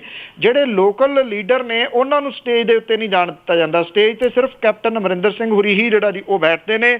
ਬੇਸ਼ੱਕ ਪ੍ਰਸ਼ਾਂਤ ਕਿਸ਼ੋਰ ਹੋਰਾਂ ਦਾ ਇਹ ਫਾਰਮੂਲਾ ਜਿਹੜਾ ਜੀ ਹੋ ਸਕਦਾ ਕਿ ਉਹ ਇੱਕ ਪਰਸਨੈਲਿਟੀ ਜਿਹੜੀ ਆ ਜੀ ਉਹਨੂੰ ਉਭਾਰ ਰਹੇ ਹੋਣ, ਪਰ ਇੱਥੇ ਇਹ ਉਹਨਾਂ ਦੇ ਉਲਟ ਵੀ ਪੈ ਸਕਦਾ ਜੀ, ਕਿਉਂਕਿ ਅੰਦਰ ਖਾਤੇ ਜਿਹੜਾ ਜੀ ਉਹ ਵਿਰੋਧ ਵੀ ਇਹਦਾ ਕਿਤੇ ਨਾ ਕਿਤੇ ਜਿਹੜਾ ਉਹ ਹੋ ਰਿਹਾ ਕਿ ਇੱਕੋ ਬੰਦੇ ਨੂੰ ਕਿਉਂ ਉਭਾਰਿਆ ਜਾ ਰਿਹਾ। ਇਸ ਕਰਕੇ ਮੇਰੀ ਜਾਚੇ ਇਸ ਵੇਲੇ ਕਾਂਗਰਸ ਜਿਹੜੀ ਹੈ ਜੀ ਉਹ ਪਛੜ ਰਹੀ ਹੈ ਤੇ ਜਿਹੜੇ ਅਕਾਲੀ ਦਲ ਹੈ ਜੀ ਉਹਦੀ ਸਭ ਤੋਂ ਵੱਡੀ ਫਿਕਰਮੰਦੀ ਹੀ ਇਹ ਆ ਕਿ ਕਾਂਗਰਸ ਪਛੜ ਕਿਉਂ ਰਹੀ ਹੈ। ਉਹ ਅਕਾਲੀ ਦਲ ਦੀ ਦਾ ਇੱਕੋ ਚੀਜ਼ ਤੇ ਲੱਗ ਸਕਦਾ ਜੀ ਕਿ ਜੇ ਕਾਂਗਰਸ ਸਟਰੋਂਗ ਬਣ ਕੇ ਆਮ ਆਦਮੀ ਪਾਰਟੀ ਦੇ ਬਰਾਬਰ ਤੇ ਆ ਕੇ ਖੜੀ ਹੋ ਜਾਵੇ। ਹਾਲ ਦੀ ਘੜੀ ਤਾਂ ਉਹ ਅੱਜ ਦੀ ਤਰੀਕ 'ਚ ਹੈ ਨਹੀਂ ਗੀ ਜੀ, ਕੱਲ ਨੂੰ ਬਣ ਜਾਂਦੀ ਹੈ ਤੇ ਫਿਰ ਨਿਊਜ਼ 'ਚ ਗਾਂ ਅੱਗੇ ਦੱਸਾਂਗੇ ਜੀ। ਬਿਲਕੁਲ। ਆਸਟ੍ਰੇਲੀਆ ਤੋਂ ਬਲਵਿੰਦਰ ਜੀ। ਹਾਂਜੀ, ਸਤਿ ਸ੍ਰੀ ਅਕਾਲ ਜੀ। ਮੇਰਾ ਸਤਿ ਸ੍ਰੀ ਅਕਾਲ ਜੀ। ਜੀ ਮੇਰਾ ਸਵਾਲ ਇਹੀ ਹੈ ਜੀ ਕਿ ਚਲੋ ਜਿਹੜੇ ਆਪਣੇ ਇੰਟਰਨੈਸ਼ਨਲ ਰੇਡੀਓ ਨੇ ਕਾਫੀ ਲੋਕਤੰਤਰ ਨੂੰ ਪ੍ਰਮੋਟ ਕਰਨ ਲਈ ਕਦਮ ਚੁੱਕ ਰਹੇ ਨੇ ਜੀ, ਤੇ ਯੂਨੈਸਕੋ ਦਾ ਵੀ ਇਹਦੇ ਵਿੱਚ ਇੱਕ ਪ੍ਰੋਗਰਾਮ ਹੈ, ਯੂਨੈਸਕੋ ਦਾ ਵੀ ਕਮਿਊਨਿਟੀ ਰੇਡੀਓ ਸ਼ੁਰੂ ਕੀਤੇ ਜਾਣ ਤਾਂ ਕਿ ਲੋਕਾਂ ਦੀ ਆਵਾਜ਼ ਉਠਾਈ ਜਾ ਸਕੇ। ਇੱਥੇ ਆਸਟ੍ਰੇਲੀਆ ਦੇ ਵਿੱਚ ਜੇ ਕਿਸੇ ਨੇ ਕਮਿਊਨਿਟੀ ਰੇਡੀਓ ਤੇ ਬੋਲਣਾ ਹੋਵੇ ਜੀ ਤਾਂ ਸੈੱਟ ਵੀ ਗਵਰਨਮੈਂਟ ਦਿੰਦੀ ਹੈ ਲੱਗਿਆ ਲਗਾਇਆ, ਕੋਈ ਜਰਨਲਿਜ਼ਮ ਦੀ ਡਿਗਰੀ ਨਹੀਂ ਚਾਹੀਦੀ, ਈਵਨ ਕਿ ਨਿਊਜ਼ ਵੀ ਬ੍ਰੌਡਕਾਸਟ ਕਰ ਸਕਦੇ ਅਸੀਂ ਆਪਣੀ ਕਮਿਊਨਿਟੀ ਦੇ। ਤੇ ਇੰਡੀਆ ਦੇ ਵਿੱਚ ਕੀ ਪ੍ਰੋਵੀਜ਼ਨ ਹੈ ਜੀ, ਕੀ ਸਿਸਟਮ ਹੈ ਕਮਿਊਨਿਟੀ ਰੇਡੀਓ ਦਾ? ਆਮ ਛੋਟੇ ਪਿੰਡਾਂ ਤੱਕ ਇਹ ਰੇਡੀਓ ਕਦ ਜਾਣਗੇ ਜਾਂ ਆਨਲਾਈਨ ਰੇਡੀਓ ਤੇ ਹੀ ਰਿਲਾਈ ਕਰਨਾ ਪਊਗਾ? ਥੈਂਕ ਯੂ ਜੀ। ਥੈਂਕ ਯੂ ਬਲਵਿੰਦਰ ਜੀ। ਤੁਸੀਂ ਆਪਣੇ ਸਵਾਲ ਦਾ ਜਵਾਬ ਲਾਸਟ ਦੇ ਵਿੱਚ ਆਪ ਹੀ ਜਿਹੜਾ ਜੀ ਉਹ ਦੇ ਦਿੱਤਾ। ਇਹ ਕਮਿਊਨਿਟੀ ਰੇਡੀਓ ਜਿਹੜਾ ਜੀ ਜਿਹੜੀਆਂ ਸਿਆਸੀ ਧਿਰਾਂ ਨੇ, ਜਿਹੜੀਆਂ ਰਵਾਇਤੀ ਪਾਰਟੀਆਂ ਨੇ, ਉਹ ਕਦੀ ਵੀ ਲੋਕਾਂ ਦੇ ਹੱਥ ਦੇ ਵਿੱਚ ਇਹ ਹਥਿਆਰ ਨਹੀਂ ਦੇਣਾ ਚਾਹੁੰਣਗੀਆਂ ਜੀ, ਜਿਹਦੇ ਉੱਤੋਂ ਉਹ ਆ ਕੇ ਉਹਨਾਂ ਨੂੰ ਉਹ ਪਲੇਟਫਾਰਮ ਮਿਲ ਜੇ ਜਿੱਥੇ ਕਿ ਉਹ ਕੁਝ ਜਿਹੜੇ ਨੁਕਤੇ ਨੇ ਉਹ ਉਠਾ ਸਕਣ, ਪਾਲਿਸੀਜ਼ ਜਿਹੜੀਆਂ ਨੇ ਜੀ ਉਹਨਾਂ ਦੇ ਉੱਤੇ ਕਿੰਤੂ ਪਰੰਤੂ ਜਿਹੜਾ ਜੀ ਉਹ ਕਰ ਸਕਣ। ਜਿਹੜੇ ਇੱਥੇ ਪ੍ਰਾਈਵੇਟ ਚੈਨਲ ਆਏ ਵੀ ਨੇ ਉਹ ਇੱਕ ਪਰਿਵਾਰ ਦੇ ਸਾਰੇ ਆ ਗਏ ਜੀ, ਔਰ ਉਹਦੇ ਉੱਤੇ ਜਿਹੜਾ ਜੀ ਇੱਕ ਤਾਂ ਕਰੰਟ ਟੌਪਿਕਸ ਤੇ ਤੁਸੀਂ ਗੱਲ ਨਹੀਂ ਕਰ ਸਕਦੇ। ਜੇ ਨਿਊਜ਼ ਉਹਦੇ ਉੱਤੇ ਪਰਮਿਸ਼ਨ ਮਿਲ ਵੀ ਜਾਂਦੀ ਹੈ, ਜਿਹੜੀ ਸੰਭਾਵੀ ਰੂਪ ਦੇ ਵਿੱਚ ਆਉਣ ਵਾਲੇ ਦਿਨਾਂ ਦੇ ਵਿੱਚ ਮਿਲ ਸਕਦੀ ਆ, ਤਾਂ ਉੱਥੇ ਜਿਹੜਾ ਜੀ ਉਹ ਨਿਊਜ਼ ਕਿਹੋ ਜਿਹੀਆਂ ਹੋਣਗੀਆਂ ਤੁਸੀਂ ਉਹਦਾ ਅੰਦਾਜ਼ਾ ਪਹਿਲਾਂ ਹੀ ਲਾ ਸਕਦੇ ਹੋ। ਆਈ ਥਿੰਕ ਜਿਸ ਤਰੀਕੇ ਦੇ ਨਾਲ ਨੈੱਟ ਆ ਰਿਹਾ, ਕਿਉਂਕਿ ਰੇਡੀਓ ਜਿਹੜਾ ਹੈ ਨਾ ਜੀ ਉਹ ਮੇਰੀ ਜਾਚੇ, ਮੈਂ ਰੇਡੀਓ ਦੇ ਨਾਲ ਹੀ ਜੁੜਿਆ ਹੋਇਆ ਜੀ ਲੰਬੇ ਸਮੇਂ ਤੋਂ। ਇਹਦੇ ਬੜੇ ਵੱਖੋ ਵੱਖਰੇ ਤੌਰ ਤਰੀਕੇ ਜਿਹੜੇ ਆ ਜੀ ਉਹ ਦੇਖੇ ਆ, ਕਦੇ ਸਾਈਡ ਬੈਂਡ ਰੇਡੀਓ, ਕਦੇ ਰੈਗੂਲਰ ਚੈਨਲ ਦੇ ਉੱਤੇ, ਪਰ ਜਿਹੜਾ ਭਵਿੱਖ ਹੈ ਉਹ ਆਨਲਾਈਨ ਰੇਡੀਓ ਦਾ ਹੀ ਹੈ ਜੀ। ਤੁਸੀਂ ਵਿਸ਼ਵ 'ਚ ਜਿੱਥੇ ਮਰਜ਼ੀ ਬੈਠੇ ਹੋ, ਇੱਕ ਤਾਂ ਵਿਸ਼ਵ ਸੱਥ ਬਣ ਰਹੀ ਹੈ ਇਹ ਦੁਨੀਆ ਦੇ ਵਿੱਚ। ਹੁਣ ਤੁਸੀਂ ਆਸਟ੍ਰੇਲੀਆ ਤੋਂ ਫੋਨ ਕਰ ਰਹੇ ਹੋ, ਮੈਂ ਪੰਜਾਬ ਤੋਂ ਜਵਾਬ ਦੇ ਰਿਹਾ, ਕੈਲੀਫੋਰਨੀਆ ਦੇ ਵਿੱਚ ਇਹ ਬ੍ਰੌਡਕਾਸਟ ਜਿਹੜਾ ਜੀ ਉਹ ਹੋ ਰਿਹਾ, ਇਹ ਵਿਸ਼ਵ ਸੱਤ ਬਣ ਗਈ ਨਾ। ਮੇਰਾ ਖਿਆਲ ਇਹ ਐਕਚੁਅਲੀ ਸਹੀ ਮਾਇਨਿਆਂ ਦੇ ਵਿੱਚ ਪੁੱਛੋ ਤਾਂ ਭਵਿੱਖ ਜਿਹੜਾ ਆ, ਮੈਂ ਇਹ ਓਪਨਲੀ ਕਹਿ ਸਕਦਾ ਜੀ, ਜਿਹੜੇ ਰੈਗੂਲਰ ਰੇਡੀਓ ਜਾਂ ਉਹਦੇ ਉੱਤੇ ਸੁਣਨਾ, ਸਾਈਡ ਬੈਂਡ ਤੇ ਸੁਣਨਾ, ਜਿਹੜਾ ਉਹ ਦਿਸ ਰਿਹਾ ਆਨਲਾਈਨ ਰੇਡੀਓ ਦਾ ਬਹੁਤ ਉੱਜਲ ਭਵਿੱਖ ਹੈ ਜੀ। ਉਹ ਪੰਜਾਬ ਦੇ ਵਿੱਚ ਵੀ, ਭਾਰਤ ਦੇ ਵਿੱਚ ਵੀ। ਇਹ ਕਿੰਨਾ ਕੁ ਇਹਨੂੰ ਕੋਈ ਕੈਪਚਰ ਕਰ ਲੈਂਦਾ ਆਉਣ ਵਾਲੇ ਦਿਨਾਂ ਦੇ ਦੌਰਾਨ, ਇਹ ਉਹਦੇ ਉੱਤੇ ਡਿਪੈਂਡ ਕਰੂਗਾ ਜੀ। ਜੀ ਬਿਲਕੁਲ। ਅਜੀਤ ਸਿੰਘ ਜੀ। ਸਤਿ ਸ਼੍ਰੀ ਅਕਾਲ ਜੀ। ਸਤਿ ਸ਼੍ਰੀ ਅਕਾਲ। ਪੰਨੂ ਸਾਹਿਬ, ਮੈਂ ਇੱਕ ਗੁਸਤਾਖੀ ਕਰਨ ਲੱਗਾ ਵਾਂ। ਮੇਰੀ ਬੇਨਤੀ ਆ, ਮੈਂ ਪਿਛਲੇ ਹਫਤੇ ਤੁਹਾਨੂੰ ਇੱਕ ਸਵਾਲ ਕੀਤਾ ਸੀਗਾ ਵੀ ਇਹ ਕੇਜਰੀਵਾਲ ਸਾਹਿਬ ਨੇ ਇੱਥੇ 500-600 ਬੰਦਾ ਲਿਆ ਕੇ ਲਾਂਦਾ, ਤੁਸੀਂ ਕਿਹਾ ਵੀ ਸਾਰੀਆਂ ਪਾਰਟੀਆਂ ਲੈ ਕੇ ਆਉਂਦੀਆਂ ਨੇਗੀਆਂ। ਮੈਂ ਉਹਦੇ ਨਾਲ ਸਹਿਮਤ ਹਾਂ, ਲੇਕਿਨ ਕੀ ਹਰ ਬਲਾਕ ਤੱਕ ਉਹਨਾਂ ਦੀਆਂ ਪਾਰਟੀਆਂ ਦੇ ਬੰਦੇ ਭੇਜਦੀਆਂ ਨੇਗੀਆਂ? ਤੁਸੀਂ ਜਵਾਬ ਦਿੱਤਾ ਇਹ ਸਾਰੀਆਂ ਲਿਆਉਂਦੀਆਂ ਨੇਗੀਆਂ, ਪਰ ਮੈਂ ਅੱਜ ਜਿਹੜਾ ਮੇਰਾ ਸਵਾਲ ਇਹ ਹੈਗਾ ਵਾ ਵੀ ਹੁਣ ਜਿਹੜੀ ਭਰਤੀ ਕੀਤੀ ਆ ਪੰਜਾਬ ਸਰਕਾਰ ਨੇ, ਉਹ 'ਚ 22,000 ਬੰਦਾ ਯੂਪੀ ਚੋਂ, ਹਰਿਆਣੇ ਚੋਂ ਤੇ ਰਾਜਸਥਾਨ ਚੋਂ ਭਰਤੀ ਕਰ ਲਿਆ ਹੈਗਾ। ਕੀ ਇਹ ਪੰਜਾਬ ਦੇ ਲੋਕਾਂ ਨੂੰ ਧੱਕਾ ਨਹੀਂ? ਜੇ ਇਹ ਪੰਜਾਬ ਦੇ ਲੋਕਾਂ ਨੂੰ ਭਰਤੀ ਕਰਦੇ ਤੇ ਲੋਕਾਂ ਨੂੰ ਗ੍ਰੀਨ ਆਪਣੇ ਨੀਲੇ ਕਾਰਡ ਕਪਾਉਣ ਦੀ ਲੋੜ ਕੀ ਸੀਗੀ? ਧੰਨਵਾਦ ਤੁਹਾਡਾ। Thank you. ਆਈ ਥਿੰਕ ਵੈਸੇ ਇਹ ਤੁਹਾਡਾ ਵਿਚਾਰ ਜ਼ਿਆਦਾ ਜੀ, ਸਵਾਲ ਘੱਟ ਹੈ। ਤੁਹਾਡੇ ਸਵਾਲ ਦਾ ਜਵਾਬ ਵੀ ਤੁਹਾਨੂੰ ਜਿਹੜਾ ਜੀ ਤੁਸੀਂ ਆਪ ਹੀ ਦੇ ਦਿੱਤਾ। ਫਿਰ ਨੀਲੇ ਕਾਰਡਾਂ ਦੀ ਲੋੜ ਕੀ ਸੀਗੀ? ਦੇਖੋ, ਇਹਦੇ ਪਿੱਛੇ ਤੁਹਾਨੂੰ ਜਿੰਨੀ ਦੇਰ ਤੱਕ ਤੁਸੀਂ ਹਿਡਨ ਏਜੰਡਾ ਨਹੀਂ ਸਮਝਦੇ, ਗੱਲ ਇਹੀ ਹੈ ਜੀ ਕਿ ਅਸੀਂ ਇੱਕਦਮ ਜਿਹੜਾ ਨਾ ਜੀ ਤੁਰੰਤ ਰਿਐਕਟ ਕਰ ਦਿੰਦੇ ਆ।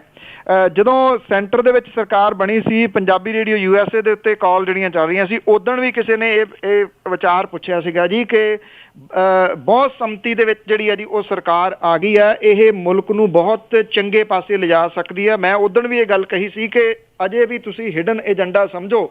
ਜਿੱਦਣ ਤੁਹਾਨੂੰ ਇਹ ਸਮਝ ਆ ਗਈ ਕਿ ਪਰਦੇ ਦੇ ਪਿੱਛੇ ਕਠਪੁਤਲੀਆਂ ਜਿਹੜੀਆਂ ਨਚਾਉਣ ਵਾਲਾ ਕੌਣ ਹੈ, ਰੀਜ਼ਨ ਕੀ ਆ, ਉਦੋਂ ਤੁਹਾਨੂੰ ਪਤਾ ਲੱਗੂਗਾ ਕਿ ਸਰਕਾਰ ਕੀ ਆ ਗਈ। 2.25 ਸਾਲ ਦਾ ਵਕਫਾ ਹੋ ਗਿਆ ਜੀ, 2.5 ਸਾਲ ਦਾ ਤਕਰੀਬਨ। ਅੱਜ ਤੁਹਾਡੇ ਸਾਹਮਣੇ ਮੁਲਕ ਦੇ ਹਾਲਾਤ ਕੀ ਬਣਾ ਦਿੱਤੇ ਗਏ ਨੇ।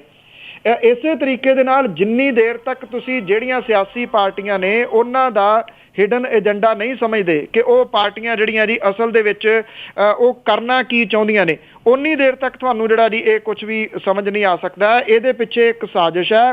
ਉਹ ਚਾਹੇ ਤੁਸੀਂ ਜਿਹੜਾ ਜੀ ਚੰਡੀਗੜ੍ਹ ਦੇ ਵਿੱਚ ਨੌਕਰੀਆਂ ਨਿਕਲੀਆਂ ਹੋਣ, ਡਰਾਈਵਰ ਕੰਡਕਟਰਾਂ ਦੀਆਂ ਕਿਉਂ ਨਾ ਹੋਣ, ਤੇ ਚਾਹੇ ਜਿਹੜਾ ਜੀ ਪੰਜਾਬ ਸਰਕਾਰ ਦੀਆਂ ਕੋਈ ਹੋਰ ਨੌਕਰੀਆਂ ਨਿਕਲੀਆਂ ਹੋਈਆਂ ਹੋਣ, ਇਹ ਸਾਰੀਆਂ ਦੇ ਪਿੱਛੇ ਇੱਕ ਸਾਜ਼ਿਸ਼ ਹੈ ਜਿਹੜੀ ਲਿਆ ਕੇ ਇੱਥੇ ਢੋਏ ਗਏ ਨੇ, ਢੋਏ ਜਾ ਰਹੇ ਨੇ। ਜਿੰਨੀ ਦੇਰ ਤੱਕ ਤੁਸੀਂ ਇਹਨਾਂ ਚੀਜ਼ਾਂ ਨੂੰ ਨਹੀਂ ਸਮਝਦੇ, ਉਨੀ ਦੇਰ ਤੱਕ ਤੁਸੀਂ ਸਿਆਸਤ ਦੇ ਪਾਰਖੂ ਜਿਹੜਾ ਜੀ ਉਹ ਨਹੀਂ ਮੰਨ ਸਕਦੇ, ਸਿਆਸੀ ਪਾਰਟੀਆਂ ਦੇ ਪਾਰਖੂ ਜਿਹੜਾ ਜੀ ਉਹ ਨਹੀਂ ਮੰਨ ਸਕਦੇ। ਕੀ ਕਿਸੇ ਨੂੰ ਅਜੇ ਵੀ ਕੋਈ ਸ਼ੱਕ ਹੈ ਕਿ ਸੱਤਾਧਾਰੀ ਧਿਰ ਜਿਹੜੀ ਮੌਜੂਦਾ ਆ ਉਹਦਾ ਕੋਈ ਹਿਡਨ ਏਜੰਡਾ ਹੈ ਨਹੀਂਗਾ? ਜੇ ਸ਼ੱਕ ਹੈ ਤੇ ਮੇਰਾ ਖਿਆਲ ਉਹਨੂੰ ਫਿਰ ਪਤਾ ਨਹੀਂਗਾ ਸਿਆਸਤ ਦੇ ਬਾਰੇ। ਬਿਲਕੁਲ ਜੀ, ਹਿਡਨ ਏਜੰਡਾ ਤੇ ਬਹੁਤ ਦੇਰ ਤੋਂ ਚੱਲ ਰਿਹਾ ਆ। ਸੱਤਾਧਾਰੀ ਪਾਰਟੀ ਹੈ ਜਿਹੜੀ ਉਸਦਾ। ਤੇ ਅੱਗੇ ਸਾਡੇ ਨਾਲ ਹਾਂਗਕਾਂਗ ਤੋਂ ਜੁੜੇ ਨੇ ਸਵਰਨ ਸਿੰਘ ਜੀ। ਸਤਿ ਸ੍ਰੀ ਅਕਾਲ ਭੈਣ ਜੀ। ਸਤਿ ਸ੍ਰੀ ਅਕਾਲ ਪੰਨੂ ਸਾਹਿਬ। ਸਤਿ ਸ਼੍ਰੀ ਅਕਾਲ ਜੀ। ਪੰਨੂ ਸਾਹਿਬ, ਮੈਂ ਖੁਦ ਆਮ ਆਦਮੀ ਪਾਰਟੀ ਦਾ ਸਮਰਥਕ ਹਾਂ ਤੇ ਕੇਜਰੀਵਾਲ ਸਾਹਿਬ ਜਿੱਥੇ ਵੀ ਜਾਂਦੇ ਆ ਕਹਿੰਦੇ ਬਾਦਲਾਂ ਨੂੰ ਜੇਲ੍ਹ 'ਚ ਸਿੱਟਾਂਗੇ। ਭਗਵੰਤ ਮਾਨ ਤੁਹਾਡੇ ਮਿੱਤਰ ਆ ਤੇ ਕੇਜਰੀਵਾਲ ਸਾਹਿਬ ਉਹਨਾਂ ਦੇ ਮਿੱਤਰ ਵੀ। ਉਸਤਾਦ ਵੀ, ਮੈਂ ਮੈਸੇਜ ਪਹੁੰਚਾਉਣਾ ਚਾਹੁੰਦਾ ਵੀ ਪੰਜਾਬ ਦੇ ਲੋਕਾਂ ਨੂੰ ਇਸ ਗੱਲ ਨਾਲ ਕੋਈ ਮਤਲਬ ਨਹੀਂ ਕਿ ਬਾਦਲ ਲੋਕ ਨਹੀਂ ਬਾਅਦ 'ਚ ਜੇਲ੍ਹ ਜਾਣ ਜਾਂ ਬਾਹਰ। ਉਹਨਾਂ ਨੂੰ ਤਾਂ ਸਿਰਫ ਉਹਨਾਂ ਦੇ ਮਸਲੇ ਚਾਹੀਦੇ ਆ ਵੀ ਉਹ ਹੱਲ ਹੋਣੇ ਚਾਹੀਦੇ ਆ। ਤੇ ਬਾਕੀ ਕੈਪਟਨ ਕਹਿੰਦਾ ਹੁੰਦਾ 2002 'ਚ ਮੈਂ ਬਾਦਲ ਨੂੰ ਜੇਲ੍ਹ 'ਚ ਸਿੱਟੂੰਗਾ। ਉਹਨਾਂ ਨੂੰ ਕਹੋ ਵੀ ਇਹ ਗੱਲ ਨਾ ਕਹੋ, ਮੈਨੂੰ ਬੜਾ ਹੰਡਾਤਾ ਉਹਨਾਂ ਦਾ ਤੇ ਕੈਪਟਨ ਸਾਹਿਬ ਨਾਲ ਤੁਹਾਡੇ ਸਾਹਮਣੇ ਜੋ ਹੋਇਆ। ਥੈਂਕ ਯੂ ਜੀ। ਥੈਂਕ ਯੂ ਜੀ।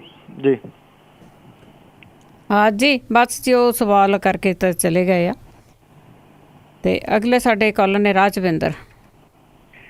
ਹਾਂਜੀ ਭੈਣ ਜੀ, ਸਤਿ ਸ਼੍ਰੀ ਅਕਾਲ ਜੀ। ਸਤਿ ਸ਼੍ਰੀ ਅਕਾਲ ਜੀ, ਰਾਜ ਬੋਲਦਾ ਮੈਂ। ਬੰਦਾ ਸਾਹਿਬ, ਸਵਾਲ ਮੇਰਾ ਇੱਕ ਤਾਂ ਤੁਸੀਂ ਜਵਾਬ ਦੇ ਹੀ ਦਿੱਤਾ ਸੀ, ਜਿਹੜਾ ਕਾਂਗਰਸ ਨੇ ਨਹੀਂ ਉਭਾਰ ਰਹੇ ਆਪਣੇ ਵਲੰਟੀਅਰ ਨੂੰ ਜਾਂ ਜਿਹੜੇ ਉਹਨਾਂ ਦੀ ਪਾਰਟੀ ਲਈ ਕੰਮ ਕਰ ਰਹੇ ਆ। ਤੇ ਇੱਕ ਮੈਂ ਇਹ ਗੱਲ ਪੁੱਛਣੀ ਚਾਹੁੰਦਾ, ਜਿਹੜੇ ਆਪਣੇ ਸਵਾਲ ਸੀਗਾ ਜ਼ਿਮੀਂਦਾਰੀ ਦੀ ਜਾਂ ਕਿਸਾਨੀ ਦਾ ਕਰਜ਼ਾ ਮਾਫ਼ ਕਰਨ ਦੀ, ਇਹ ਬਿਲਕੁਲ ਤੁਸੀਂ ਜਿਹੜੀ ਗੱਲ ਪਹਿਲਾਂ ਕਹੀ ਸੀ ਉਹ ਦਰੁਸਤ ਆ, ਕਿਉਂਕਿ ਇਹ ਤਾਂ ਆਲਰੇਡੀ ਨੈਟ ਤੇ ਵੀ ਪੈ ਚੁੱਕਾ ਵੀ ਆਉਣ ਵਾਲੇ 7 ਸਾਲ ਤੱਕ VIP ਕਲਚਰ ਬੰਦ ਕੀਤਾ ਜਾਵੇ ਤੇ ਪੰਜਾਬ ਕਰਜ਼ੇ ਤੋਂ ਮੁਕਤ ਹੋ ਸਕਦਾ। ਇਹ ਮੈਂ ਇੱਕ ਵਾਰੀ ਸਰਵੇ ਦੇਖਿਆ ਸੀ ਜੀ। ਤੇ ਦੂਸਰੀ ਗੱਲ ਜਿਹੜੀ ਕਿੰਗਰਾ ਸਾਹਿਬ ਆ, ਮੈਂ ਕੁਐਸਚਨ ਜਿਹੜਾ ਮੇਰਾ ਆ, ਉਹ ਕਿੰਗਰਾ ਸਾਹਿਬ ਹੁਣੀ ਹਰੇਕ ਗੱਲ ਦੇ ਵਿੱਚ ਮੈਂ ਆ ਉਹਨਾਂ ਦੇ, ਮੈਂ ਉਹ ਬੰਦਾ ਨਹੀਂ, ਮੈਂ ਇੱਦਾਂ ਨਹੀਂ, ਮੈਂ ਵੈਸੇ ਤਾਂ ਮੈਂ ਜਿਹੜੀ ਹੁੰਦੀ ਹੈ ਮਾੜੀ ਹੁੰਦੀ, ਤੇ ਉਹੀ ਮੈਂ ਦੀ ਤਰਜ ਜਿਹੜੀ ਆ ਇਹਨਾਂ ਦੀ ਰਾਜਾ ਸਾਹਿਬ ਦੀ ਆ।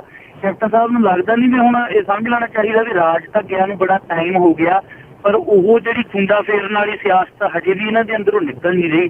ਤੇ ਉਸ ਤੋਂ ਇੱਕ ਨਾਲ ਲੱਗਦਾ ਛੋਟਾ ਜਿਹਾ ਕੁਐਸਚਨ ਮੇਰਾ ਇਹ ਹੀ ਆ ਕਿ ਜਿਹੜਾ ਅੱਜ ਕੱਲ੍ਹ ਫੋਟੋਸ਼ਾਪ ਕਹਿ ਲਓ ਕਰਦੇ ਆ, ਚਾਹੇ ਜਿਹੜੀ ਇਤਰਾਜ਼ਯੋਗ CD ਜਾਂ ਪਿਕਚਰਸ ਜਿਹੜੀਆਂ ਆ ਰਹੀਆਂ ਆ, ਇਹ ਲੱਗਦਾ ਨਹੀਂ ਵੀ ਇੱਕ ਨੀਵੇਂ ਪੱਧਰ ਦੀ ਰਾਜਨੀਤੀ ਵੱਲ ਨੂੰ ਸਾਰੇ ਹੋ ਚੁੱਕੇ ਆ, ਕਿਉਂਕਿ ਇਹ ਰਾਜਨੀਤੀ ਮੁੱਦਿਆਂ ਦੀ ਹੋਣੀ ਚਾਹੀਦੀ ਹੈ, ਰਾਜਨੀਤੀ ਠੋਸ ਗੱਲਾਂ ਦੀ ਹੋਣੀ ਚਾਹੀਦੀ ਹੈ, ਨਾ ਕਿ ਕਹਿ ਲਓ ਵੀ ਕਿਸੇ ਦੀ ਪਰਸਨਲ ਲਾਈਫ ਜਾਂ ਕਹਿ ਲਓ ਵੀ ਇਦਾਂ ਦੀਆਂ ਇੱਕ ਪਿਕਚਰਾਂ ਦੇ ਉੱਤੇ ਜਾਂ ਵੀਡੀਓ ਦੇ ਉੱਤੇ ਹੋਣੀ ਚਾਹੀਦੀ ਹੈ।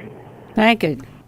ਬਿਲਕੁਲ ਜੀ, ਨਹੀਂ ਹੋਣੀ ਚਾਹੀਦੀ। ਇਸ ਚੀਜ਼ ਦੇ ਹਾਮੀ ਹੈ ਜੀ, ਉਸੇ ਚੀਜ਼ ਨੂੰ ਪ੍ਰਚਾਰਦੇ ਹਾਂ ਕਿ ਗੱਲ ਜਿਹੜੀ ਹੈ ਜੀ ਉਹ ਮੁੱਦਿਆਂ ਦੀ ਕਰੋ, ਪਰ ਮੁੱਦਿਆਂ ਦੇ ਉੱਤੇ ਸਿਆਸੀ ਪਾਰਟੀਆਂ ਆ ਕੇ ਘਿਰ ਜਾਂਦੀਆਂ ਨੇ ਜੀ। ਜੇ ਕਾਂਗਰਸ ਨੇ ਬੇਵਿਸ਼ਵਾਸੀ ਦਾ ਮਤਾ ਜਿਹੜਾ ਜੀ ਉਹ ਲਿਆਂਦਾ ਤੇ ਉਹਦੇ ਤੋਂ ਹੁਣ ਬਹਿਸ ਤੋਂ ਇਹ ਭੱਜੇ ਕਿਉਂ ਨੇ ਜੀ? ਉਹਦੀ ਬਹਿਸ ਕਰਵਾ ਲੈਂਦੇ। ਜੇ ਕਾਂਗਰਸ ਗਲਤ ਹੁੰਦੀ ਤੇ ਕਾਂਗਰਸ ਲੋਕਾਂ ਦੇ ਸਾਹਮਣੇ ਨੰਗੀ ਹੁੰਦੀ, ਤੇ ਜੇ ਸੱਤਾਧਾਰੀ ਧਿਰ ਹੁੰਦੀ ਤੇ ਉਹ ਸਾਹਮਣੇ ਨੰਗੀ ਜਿਹੜੀ ਜੀ ਉਹ ਹੋ ਜਾਂਦੀ ਕਿ ਉਹਨਾਂ ਨੇ ਕੀ ਕੁਝ ਜਿਹੜਾ ਜੀ ਉਹ ਕੀਤਾ। ਇਸ ਕਰਕੇ ਰੌਲਾ ਪਵਾ ਦਿੱਤਾ ਗਿਆ ਜੀ। ਇਹ ਤਾਂ ਇੱਕ ਜਿਹੜੀ ਗੇਮ ਹੁੰਦੀ ਹੈ ਜੀ ਕੈਲਕੂਲੇਟਡ। ਜੋ ਕੁਝ ਪੰਜਾਬ ਦੇ ਵਿੱਚ ਪਿਛਲੇ ਤਕਰੀਬਨ 1.5 ਸਾਲ ਦੇ ਵਿੱਚ ਵਾਪਰਿਆ, ਤੁਸੀਂ ਲੰਮੇ ਤੇ ਨਾ ਜਾਓ, ਉਹਦੇ ਵਿੱਚ ਤੁਸੀਂ ਇੱਕ ਗੱਲ ਜਿਹੜੀ ਹੈ ਜੀ ਉਹ ਮਹਿਸੂਸ ਕਰੋਗੇ ਕਿ ਕੋਈ ਵੱਡਾ ਮੁੱਦਾ ਉੱਭਰਿਆ, ਉਸ ਮੁੱਦੇ ਨੂੰ ਦਬਾਉਣ ਦੇ ਵਾਸਤੇ ਦੂਜਾ ਜਿਹੜਾ ਮੁੱਦਾ ਸੀਗਾ ਉਹ ਉਭਾਰ ਦਿੱਤਾ ਗਿਆ। ਉਹ ਜਦੋਂ ਫਿਰ ਉਹ ਜ਼ਿਆਦਾ ਵੱਡਾ ਹੋ ਗਿਆ, ਫਿਰ ਉਹਨੂੰ ਦੱਬਣ ਦੇ ਵਾਸਤੇ ਤੀਜਾ ਮੁੱਦਾ ਆ ਗਿਆ ਜੀ। ਇਹਦੇ ਵਿੱਚ ਤੁਸੀਂ ਕਿਸਾਨਾਂ ਦੀ ਐਜੀਟੇਸ਼ਨ ਲਾ ਲਓ, ਜਿਹੜੇ ਉਹਨਾਂ ਨੇ ਰੇਲ ਸਾਰੇ ਜਿਹੜੇ ਟਰੈਕ ਸੀਗੇ ਉਹ ਰੋਕ ਲਏ ਸੀਗੇ।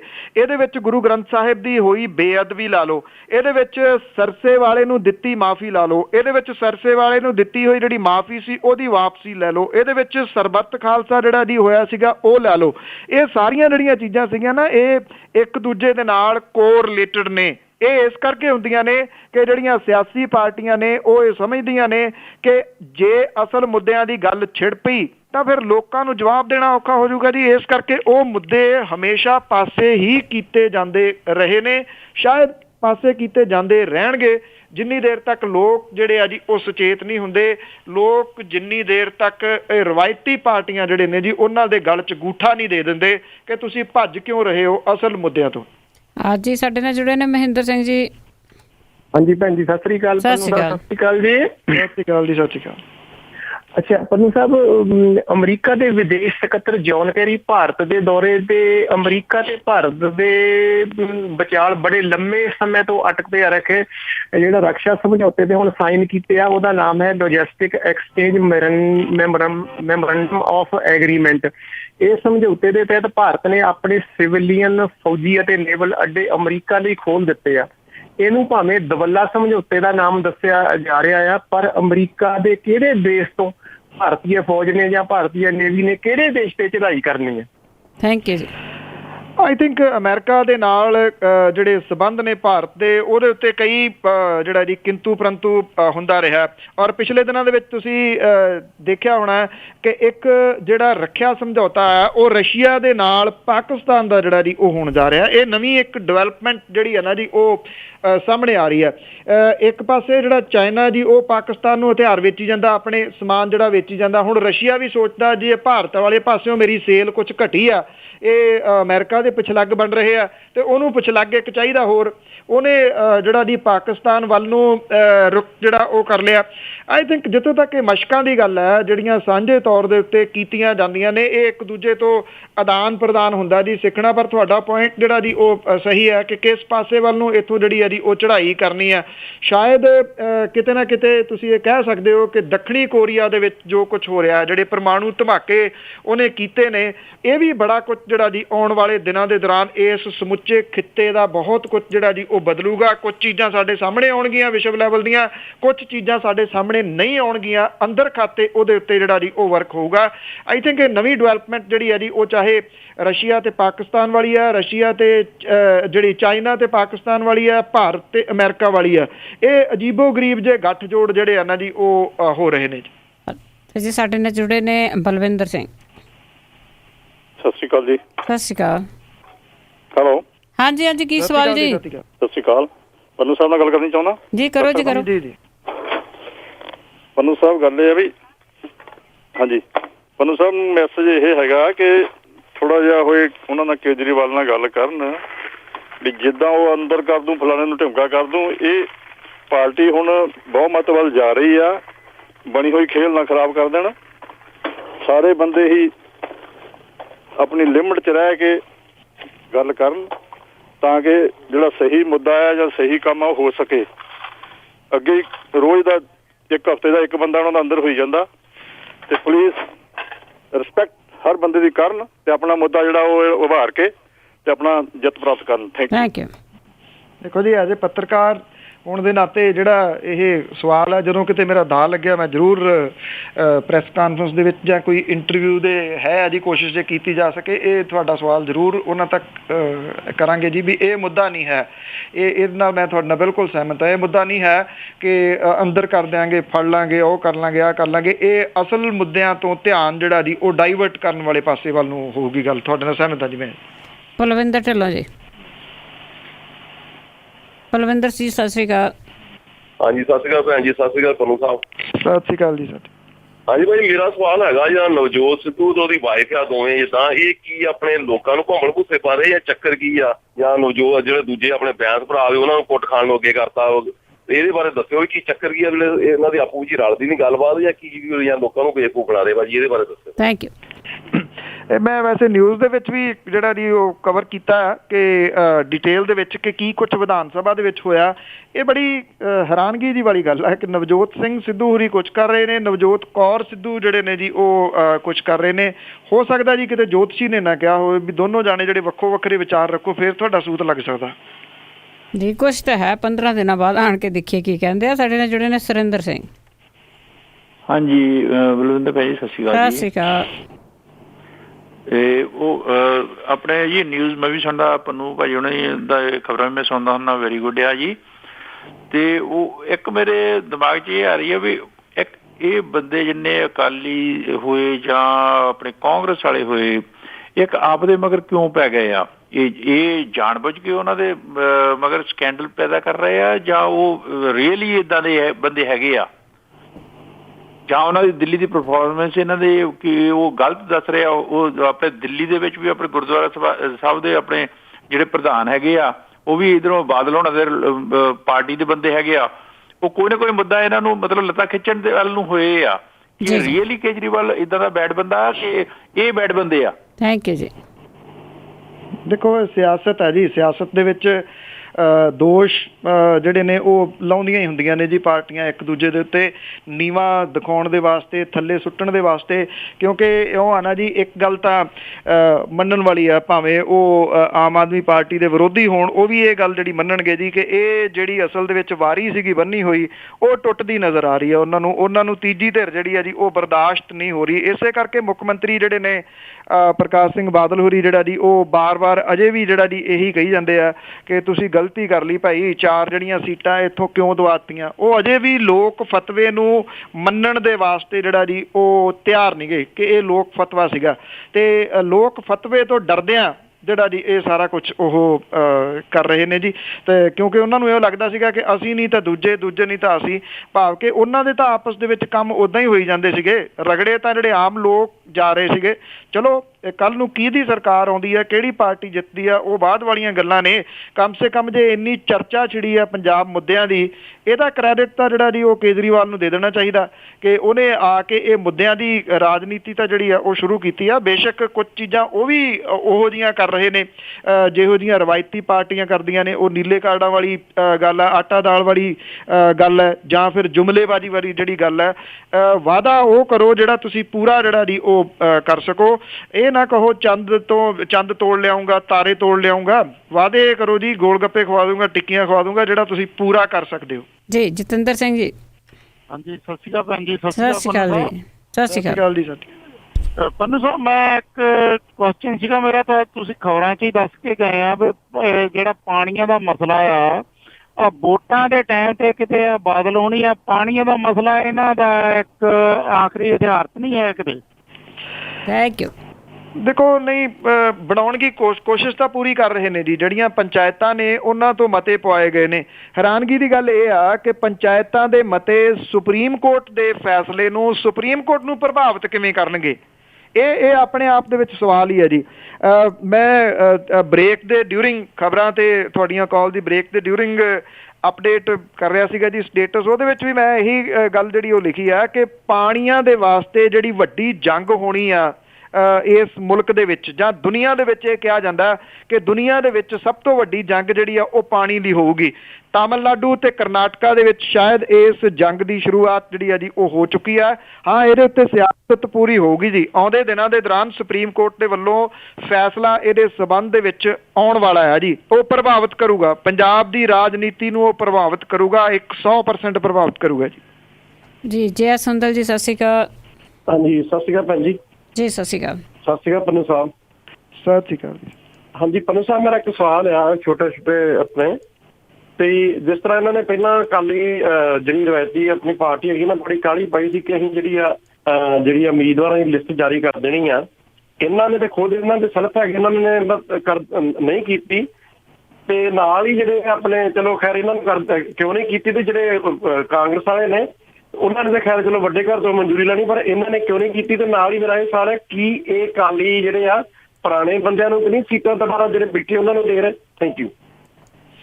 ਦੇਖੋ, ਜਿਵੇਂ ਸੁਖਬੀਰ ਸਿੰਘ ਬਾਦਲ ਹੋਰਾਂ ਨੇ ਕਿਹਾ ਜੀ ਕਿ ਸਾਡੇ ਜਿਹੜੇ ਹਲਕਾ ਇੰਚਾਰਜ ਨੇ ਉਹੀ ਸਾਡੇ ਉਮੀਦਵਾਰ ਜਿਹੜੇ ਆ ਜੀ ਉਹ ਹੋਣਗੇ। ਉਹਨਾਂ ਨੇ ਕਿਹਾ ਕਿ 99% ਉਹੀ ਹੋਣੇ ਨੇ। ਐਕਚੁਅਲੀ ਪ੍ਰੋਬਲਮ ਕੀ ਆ ਕਿ ਜਿਵੇਂ ਤੁਸੀਂ ਦੇਖਿਆ ਕਿ ਕੰਟਰੋਵਰਸੀ ਜਿਹੜੀ ਆ ਉਹ ਚੱਲ ਰਹੀ ਆ। ਜਿਹੜੀ 32 ਸੀਟਾਂ ਅਨਾਊਂਸ ਕੀਤੀਆਂ ਨੇ ਆਮ ਆਦਮੀ ਪਾਰਟੀ ਨੇ, ਹਾਲਾਂਕਿ ਬਹੁਤੀਆਂ ਤੇ ਨਹੀਂ, 3 ਸੀਟਾਂ ਦੇ ਉੱਤੇ ਜਿਹੜੀ ਉਹ ਕੰਟਰੋਵਰਸੀ ਚੱਲ ਰਹੀ ਹੈ। ਉਹਦੇ ਤੋਂ ਇਹ ਪਾਰਟੀਆਂ ਜਿਹੜੀਆਂ ਜੀ ਉਹ ਡਰੀਆਂ ਨੇ। ਉਹ ਇਹ ਸਮਝਦੀਆਂ ਨੇ ਕਿ ਇਹੋ ਜਿਹਾ ਵਾਦ ਵਿਵਾਦ ਕਿਤੇ ਜੇ ਅਸੀਂ ਅਰਲੀ ਲਿਸਟ ਜਾਰੀ ਕਰ ਦਿੰਦੇ ਆ ਤੇ ਉਹਨਾਂ ਸੀਟਾਂ ਨੂੰ ਲੈ ਕੇ ਬਗਾਵਤ ਕਿਉਂਕਿ ਹੋਣੀ ਆ। 1600 ਐਪਲੀਕੇਸ਼ਨ ਜਿਹੜੀ ਹੈ ਜੀ ਉਹ ਆਈ ਹੈ 117 ਵਿਧਾਨ ਸਭਾ ਹਲਕਿਆਂ ਦੇ ਵਾਸਤੇ ਕਾਂਗਰਸ ਦੀ। ਹੁਣ ਮਿਲਣੀਆਂ ਤਾਂ 117 ਨੇ, ਬਾਕੀ ਜਿਹੜੇ ਨੇ ਜੀ ਉਹ ਕਿੱਥੇ ਜਾਣਗੇ? 1450 ਜਿਹੜੇ ਜੀ ਪੌਣੇ 1500 ਜਿਹੜੇ ਉਹ ਕਿਸ ਪਾਸੇ ਵੱਲ ਜਾਣਗੇ? ਇਹ ਸਵਾਲ ਹੈ ਬਹੁਤ ਵੱਡਾ। ਅਕਾਲੀ ਦਲ ਦੇ ਵਿਚਾਲੇ ਵੀ ਇਹ ਬਗਾਵਤ ਜਿਹੜੀ ਹੈ ਜੀ ਉਹ ਹੋਣੀ ਹੈ। ਅੱਜ ਉਹ ਇਹ ਕਹਿੰਦੇ ਕਿ ਆਮ ਆਦਮੀ ਪਾਰਟੀ ਦੇ ਵਿੱਚ ਕੁਝ ਵਿਰੋਧੀ ਸਿਰਾਂ ਜਿਹੜੀਆਂ ਜੀ ਉਹ ਸੁਣਨ ਨੂੰ ਮਿਲ ਰਹੀਆਂ ਨੇ, ਉਹ ਉਹਨੂੰ ਉਭਾਰ ਰਹੇ ਨੇ। ਜਿੱਦਣ ਇਹ ਲਿਸਟਾਂ ਆਉਣਗੀਆਂ ਉਦੋਂ ਤੁਸੀਂ ਦੇਖਣਾ ਕਿ ਇੱਥੇ ਵੀ ਬਗਾਵਤ ਬਹੁਤ ਵੱਡੇ ਪੱਧਰ ਦੇ ਉੱਤੇ ਹੋਊਗੀ। ਪਾਰਟੀਆਂ ਇਹ ਮਹਿਸੂਸ ਕਰਦੀਆਂ ਨੇ, ਅਕਾਲੀ ਦਲ ਵੀ ਤੇ ਕਾਂਗਰਸ ਵੀ, ਕਿ ਜੇ ਪਹਿਲਾਂ ਲਿਸਟ ਜਾਰੀ ਕੀਤੀ ਤੇ ਇਹ ਵਿਵਾਦ ਵਧੂਗਾ। ਇਸ ਕਰਕੇ ਉਹ ਇਹਦੇ ਵਾਸਤੇ ਵੇਟ ਕਰਨਾ ਚਾਹੁੰਦੀਆਂ ਨੇ, ਲਾਸਟ ਮਿੰਟ ਦੇ ਉੱਤੇ ਜਿਹੜਾ ਜੀ ਉਹ ਆਪਣੀ ਲਿਸਟ ਜਾਰੀ ਕਰਨਾ ਚਾਹੁੰਦੀਆਂ ਨੇ ਤਾਂ ਕਿ ਇਸ ਵਿਵਾਦ ਤੋਂ ਬਚਿਆ ਜਾ ਸਕੇ। ਕੀ ਉਹ ਇਸ ਵਿਵਾਦ ਤੋਂ ਬਚ ਜਾਣਗੀਆਂ? ਇਹ ਜਿਹੜੀ ਸਟ੍ਰੈਟਜੀ ਬਣਾ ਕੇ, ਇਹ ਅਜੇ ਸਵਾਲ ਹੀ ਹੈ ਜੀ। ਇੱਕ ਕਿਹਾ ਇਹ ਜ਼ਰੂਰ ਜਾ ਰਿਹਾ ਦੋਨਾਂ ਪਾਰਟੀਆਂ ਦੇ ਵੱਲੋਂ ਕਿ ਸਾਡੀ ਲਿਸਟ ਤਿਆਰ ਹੈ, ਸਾਡੀ ਵੀ ਲਿਸਟ ਜਿਹੜੀ ਉਹ ਤਿਆਰ ਹੈ, ਪਰ ਅਜੇ ਜਾਰੀ ਨਹੀਂ ਕੀਤੀ ਜਾ ਰਹੀ। ਸ਼ਾਇਦ ਵਿਵਾਦ ਤੋਂ ਬਚਣ ਦੇ ਵਾਸਤੇ। ਪਤਾ ਉਹਨਾਂ ਨੂੰ ਵੀ ਹੈ ਜੀ ਕਿ ਵਿਵਾਦ ਤਾਂ ਖੜੇ ਹੋਣੇ ਨੇ ਜੀ। ਅਗਲੇ ਕਾਲਰ ਗੁਰਦੀਪ ਸਿੰਘ। ਹਾਂਜੀ ਪੰਨੂ ਸਾਹਿਬ, ਮੇਰੇ 2 ਸਵਾਲ ਹੈ ਜੀ। ਪਹਿਲਾ ਇਹ ਹੈ ਜੀ, ਜਿਹੜੀ ਆਪਣੇ ਸਿਮਰਜੀਤ ਸਿੰਘ ਮਾਨ ਨੇ ਪੰਜਾਬ ਅਸੈਂਬਲੀ ਦੀ ਇਲੈਕਸ਼ਨ ਬਾਈਕਾਟ ਕੀਤੀ ਸੀ ਜਦੋਂ ਬੇਅੰਤ ਸਿੰਘ CM ਬਣੇ ਆ, ਉਹ ਜੋ ਉਹਨਾਂ ਦੇ ਬਣਨ ਤੋਂ ਬਾਅਦ ਜੋ ਵੀ ਪੰਜਾਬ ਦੇ ਵਿੱਚ ਕਤਲੇਆਮ ਹੋਇਆ ਮੁੰਡਿਆਂ ਦਾ, ਉਹਦਾ ਜ਼ਿੰਮੇਵਾਰ ਬੇਅੰਤ ਸਿੰਘ ਐਂਡ ਪਾਰਟੀ ਨੂੰ ਸਮਝਿਆ ਜਾਵੇ ਜਾਂ ਫਿਰ ਸਿਮਰਜੀਤ ਸਿੰਘ ਮਾਨ ਨੂੰ। ਦੂਜਾ ਜਿਹੜਾ ਸੰਵਿਧਾਨ ਨਾਲ ਸੰਬੰਧਿਤ ਹੈ ਕਿ ਜਿਹੜਾ ਆਪਣੇ ਗਾਂ ਦਾ ਮਾਸ ਵੇਚਣ ਖਾਣ ਜਾਂ ਵੱਢਣ ਦੇ ਪਾਬੰਦੀ ਆ ਲਾਈ ਅੱਜ ਕੱਲ੍ਹ ਗੌਰਮੈਂਟ ਨੇ, ਇਹ ਸੰਵਿਧਾਨ ਦੇ ਵਿੱਚ ਲਿਖਤ ਆ ਜਾਂ ਨਹੀਂ? ਜੇ ਲਿਖਤ ਆ, ਜੇ ਨਹੀਂ ਲਿਖਤ ਆ ਤੇ ਇਹਨੂੰ ਸੁਪਰੀਮ ਕੋਰਟ 'ਚ ਚੈਲੰਜ ਹੋ ਸਕਦਾ ਜੀ? Thank you. ਚੈਲੰਜ ਹੋ ਸਕਦਾ ਜੀ। ਇਹ ਤਾਂ ਸਭ ਨੂੰ ਪਤਾ ਨਾ ਜੀ ਕਿ ਬੀਫ ਦਾ ਵਪਾਰੀ ਵੀ ਸਭ ਤੋਂ ਵੱਡਾ ਮੁਲਕੀ ਹੈ ਜੀ, ਸਪਲਾਇਰ ਜਿਹੜਾ। ਉਹ ਕਿੰਨਾਂ ਦੀਆਂ ਨੇ ਬੀਫ ਫੈਕਟਰੀਜ਼? ਮੇਰਾ ਖਿਆਲ ਬਹੁਤ ਵਾਰੀ ਇਹ ਗੱਲ ਜਿਹੜੀ ਹੈ ਜੀ ਉਹ ਸਾਹਮਣੇ ਆ ਚੁੱਕੀ ਹੋਈ ਆ। ਦੂਜੀ ਗੱਲ ਜਿਹੜੀ ਤੁਸੀਂ ਕਹੀ ਆ, ਸਿਮਰਜੀਤ ਸਿੰਘ ਮਾਨ ਹੋਰਾਂ ਨੇ ਜਿਹੜਾ ਬਾਈਕਾਟ ਕੀਤਾ ਸੀਗਾ, ਉਹਦੇ ਵਾਸਤੇ ਤਾਂ ਸਿਰਫ ਇੰਨੀ ਗੱਲ ਹੀ ਜਿਹੜੀ ਹੈ ਜੀ ਉਰਦੂ ਦਾ ਸ਼ੇਰ ਕਿਹਾ ਜਾ ਸਕਦਾ ਜੀ ਕਿ ਵਕਤ वो गुजरा समय की घड़ियों ने देखा लम्हों में खता की सदियों में सजा पाई। ਉਹ ਤਾਂ ਜ਼ਖਮ ਜਿਹੜੇ ਪੰਜਾਬ ਦੇ ਪਿੰਡੇ ਦੇ ਉੱਤੇ ਲੱਗੇ, ਉਹਦੀ ਜ਼ਿੰਮੇਵਾਰੀ ਕਦੀ ਕਿਸੇ ਨੇ ਜਿਹੜੀ ਆ ਜੀ ਉਹ ਲਈ ਨਹੀਂ ਆ। ਲੈਣੀ ਤਾਂ ਜਿਹੜੀ ਆ ਜੀ ਉਹ ਪਊਗੀ। ਇਤਿਹਾਸ ਤਾਂ ਉਹ ਖੜਾ ਨਾ ਜੀ, ਤੁਹਾਨੂੰ ਵੀ ਯਾਦ ਹੈ, ਸਾਨੂੰ ਵੀ ਯਾਦ ਹੈ, ਬਹੁਤ ਸਾਰਿਆਂ ਨੂੰ ਜਿਹੜਾ ਜੀ ਉਹ ਯਾਦ ਹੈ। ਥਾਲੀ 'ਚ ਪਰੋਸ ਕੇ ਇਹ ਜਿਹੜੀ ਅਸੈਂਬਲੀ ਸੀਗੀ ਉਦੋਂ ਦੇ ਦਿੱਤੀ ਗਈ ਤੇ ਜੋ ਘਾਣ ਮਚਿਆ ਪੰਜਾਬ ਦੇ ਵਿੱਚ, ਮੇਰਾ ਨਹੀਂ ਖਿਆਲ ਕਿਸੇ ਨੂੰ ਉਹ ਭੁੱਲਿਆ, ਕਿਉਂਕਿ ਪੰਜਾਬ ਵਾਲਿਆਂ ਨੇ ਉਹ ਆਪਣੇ ਪਿੰਡੇ ਤੇ ਜਿਹੜਾ ਜੀ ਉਹ ਹੰਡਾਇਆ। ਪਤਾ ਨਹੀਂ ਕਿੰਨੇ ਕੁ ਲੋਕ ਜਿਹੜੇ ਸੀਗੇ ਜੀ ਉਹ ਸਿਵਿਆਂ ਦੇ ਵਿੱਚ ਰਾਖ ਜਿਹੜੀ ਉਹ ਬਣ ਗਏ ਤੇ ਉਹਨਾਂ ਸਿਵਿਆਂ ਦੇ ਵਿੱਚ ਅਣਪਛਾਤੀਆਂ ਲਾਸ਼ਾਂ ਲੱਭਦੇ ਵੀ ਮੁੜ ਕੇ ਲੱਭੇ ਹੀ ਨਾ ਲੋਕ ਜੀ। ਉਹ ਚੀਜ਼ਾਂ ਕਿੱਥੇ ਭੁੱਲ ਜਾਣਗੀਆਂ ਜੀ। ਪਰ ਉਹਦੇ ਵਾਸਤੇ ਜਵਾਬਦੇਹ ਕੌਣ ਹੋਊਗਾ?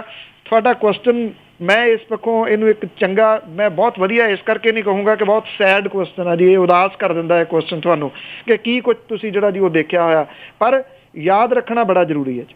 ਅਮਨਦੀਪ ਕੌਰ ਜੀ। ਹਾਂਜੀ, ਸਤਿ ਸ਼੍ਰੀ ਅਕਾਲ ਜੀ। ਸਤਿ ਸ਼੍ਰੀ ਅਕਾਲ।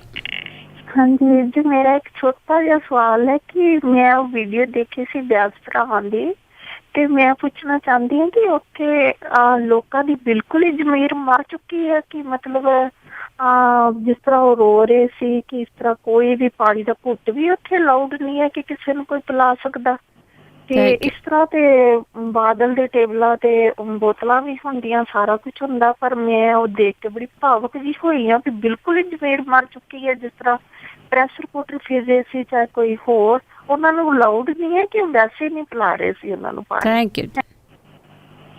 ਅਲਾਉਡ ਨਹੀਂ ਹੈ ਜੀ। ਆਈ ਥਿੰਕ ਜਿਹੜੇ ਬੈਂਸ ਬ੍ਰਦਰ ਨੇ, ਮੈਂ ਇਸ ਪੱਖੋਂ ਉਹਨਾਂ ਦੀ ਤਾਰੀਫ ਜ਼ਰੂਰ ਕਰਦਾ ਜੀ ਕਿ ਉਹ ਲੋਕਾਂ ਦੇ ਵਾਸਤੇ ਬਹੁਤ ਖੜਦੇ ਨੇ, ਪਰ ਜਿਸ ਕਿਸਮ ਦੇ ਨਾਲ ਉਹ ਭਾਵਕ ਹੋ ਕੇ ਇਹਨੂੰ ਲੈ ਰਹੇ ਨੇ, ਭਾਵਕਤਾ ਦੇ ਨਾਲ ਚੁੱਕਿਆ ਜਾਣ ਵਾਲਾ ਮੁੱਦਾ ਨਹੀਂ ਗਾ ਜੀ। ਉਹ ਸਟਰੋਂਗ ਬਣ, ਜ਼ੋਰਦਾਰ ਤਰੀਕੇ ਦੇ ਨਾਲ ਆਪਣੀ ਆਵਾਜ਼ ਜਿਹੜੀ ਹੈ ਜੀ ਉਹ ਬੁਲੰਦ ਕਰਨ। ਇਸੇ ਵਾਸਤੇ ਤਾਂ ਲੋਕਾਂ ਨੇ ਉਹਨਾਂ ਨੂੰ ਚੁਣਿਆ ਆ, ਇਸ ਵਾਸਤੇ ਥੋੜ੍ਹੀ ਚੁਣਿਆ ਜੀ ਕਿ ਉਹ ਰੋ ਕੇ ਜਿਹੜਾ ਜੀ ਉਹ ਵਿਖਾਉਣ। ਰੋ ਕੇ ਇਸ ਤਰ੍ਹਾਂ ਦੇ ਮਸਲੇ ਹੱਲ ਥੋੜ੍ਹੀ ਕਰਵਾਏ ਜਾ ਸਕਦੇ ਆ ਕਿ ਤੁਸੀਂ ਭਾਵਕਤਾ ਦੇ ਨਾਲ ਜਿਹੜੇ ਆ ਜੀ ਕਿਤੇ ਲੋਕਾਂ ਨੂੰ ਆਪਣੇ ਨਾਲ ਜੋੜ ਲਓਗੇ। ਇੱਦਾਂ ਭਾਵਕ ਜਿਹੜੇ ਤੁਸੀਂ ਭੈਣ ਜੀ ਨਾ ਹੋਵੋ, ਨਾ ਇਹ ਭਾਵਕ ਹੋਣ ਦਾ ਮੁੱਦਾ ਜੀ, ਇਹ ਤਾਂ ਮੁੱਦਾ ਹੈ ਜ਼ੋਰਦਾਰ ਤਰੀਕੇ ਦੇ ਨਾਲ ਚੁੱਕਿਆ ਜਾਣ ਵਾਲਾ ਮੁੱਦਾ ਹੈ। ਉਹ ਉਭਾਰ ਰਹੇ ਨੇ, ਠੀਕ ਹੈ, ਉਹ ਆਪਣੇ ਕੰਮ ਕਰ ਰਹੇ ਨੇ, ਔਰ ਪਿਛਲੇ ਸਮੇਂ ਦੇ ਦੌਰਾਨ ਵੀ ਬੈਂਸ ਭਰਾ ਜਿਹੜੇ ਨੇ ਜੀ ਉਹ ਪੰਜਾਬ ਦੇ ਮੁੱਦੇ ਚੁੱਕਦੇ ਰਹੇ ਨੇ। ਗਰਾਊਂਡ ਦੇ ਉੱਤੇ ਲੜਨ ਵਾਲੇ ਲੋਕ ਨੇ ਜੀ, ਈ ਨੇਤਾ ਨਹੀਂ ਹੈਗੇ ਜਿੱਦਾਂ ਦੇ ਕੁਝ ਫਿਰਦੇ ਨੇ ਕਿ ਈਮੇਲ ਕਰਤੀ, ਵੀਡੀਓ ਪਾਤੀ। ਆਮ ਲੋਕਾਂ ਲਈ ਉਹ ਨਹੀਂ ਹੁੰਦੇ, ਆਮ ਲੋਕਾਂ ਦੇ ਵਾਸਤੇ ਉਹ ਖੜੋਂਦੇ ਤਾਂ ਜਿਹੜੇ ਜੀ ਬੈਂਸ ਭਰਾ ਹੈਗੇ ਨੇ। ਇਹ ਕ੍ਰੈਡਿਟ ਤਾਂ ਉਹਨਾਂ ਨੂੰ ਦੇਣਾ ਜਿਹੜਾ ਜੀ ਉਹ ਬਣਦਾ। ਪਰ ਜਿਸ ਤਰੀਕੇ ਨਾਲ ਉਹ ਆਪਣਾ ਮੁੱਦਾ ਉਭਾਰ ਰਹੇ ਨੇ, ਮੈਨੂੰ ਇਹ ਸਮਝ ਨਹੀਂ ਲੱਗੀ ਜੀ ਕਿ ਉਹ ਇਹਦੇ ਵਿੱਚੋਂ ਕੀ ਗੇਨ ਕਰਨਾ ਚਾਹੁੰਦੇ ਨੇ। ਤੇ ਜੀ ਸਰੋਤੇ 2 ਕਾਲਰ ਹੀ ਲੈ ਸਕਾਂਗੇ। ਸਾਡੇ ਨਾਲ ਜੁੜੇ ਨੇ ਕੈਲਗਰੀ ਤੋਂ ਸਰਬਜੀਤ ਸਿੰਘ।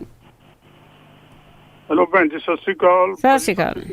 ਪੰਨੂ ਭਾਈ ਸਤਿ ਸ਼੍ਰੀ ਅਕਾਲ। ਸਤਿ ਸ਼੍ਰੀ ਅਕਾਲ ਜੀ। ਸਤਿ ਭਾਜੀ, ਮੇਰਾ ਕੁਐਸਚਨ ਇਹ ਹੈ, ਜਿੱਦਾਂ law and order the situation Punjab ਦੇ ਵਿੱਚ ਜਿਹੜੀ ਬਹੁਤ ਇੱਦਾਂ ਲੱਗਦਾ ਵੀ ਬਹੁਤ ਭੈੜੀ ਹੋ ਜਾਣੀ ਆ, ਤੇ ਅੱਜ ਇਹ ਵੀ ਸੁਣਿਆ ਵੀ ਉਹ ਕੁਝ ਬੰਦੇ ਛੱਡਣ ਦੀ ਗੱਲ ਹੋ ਰਹੀ ਹੈ ਜੇਲ੍ਹਾਂ ਦੇ ਵਿੱਚੋਂ।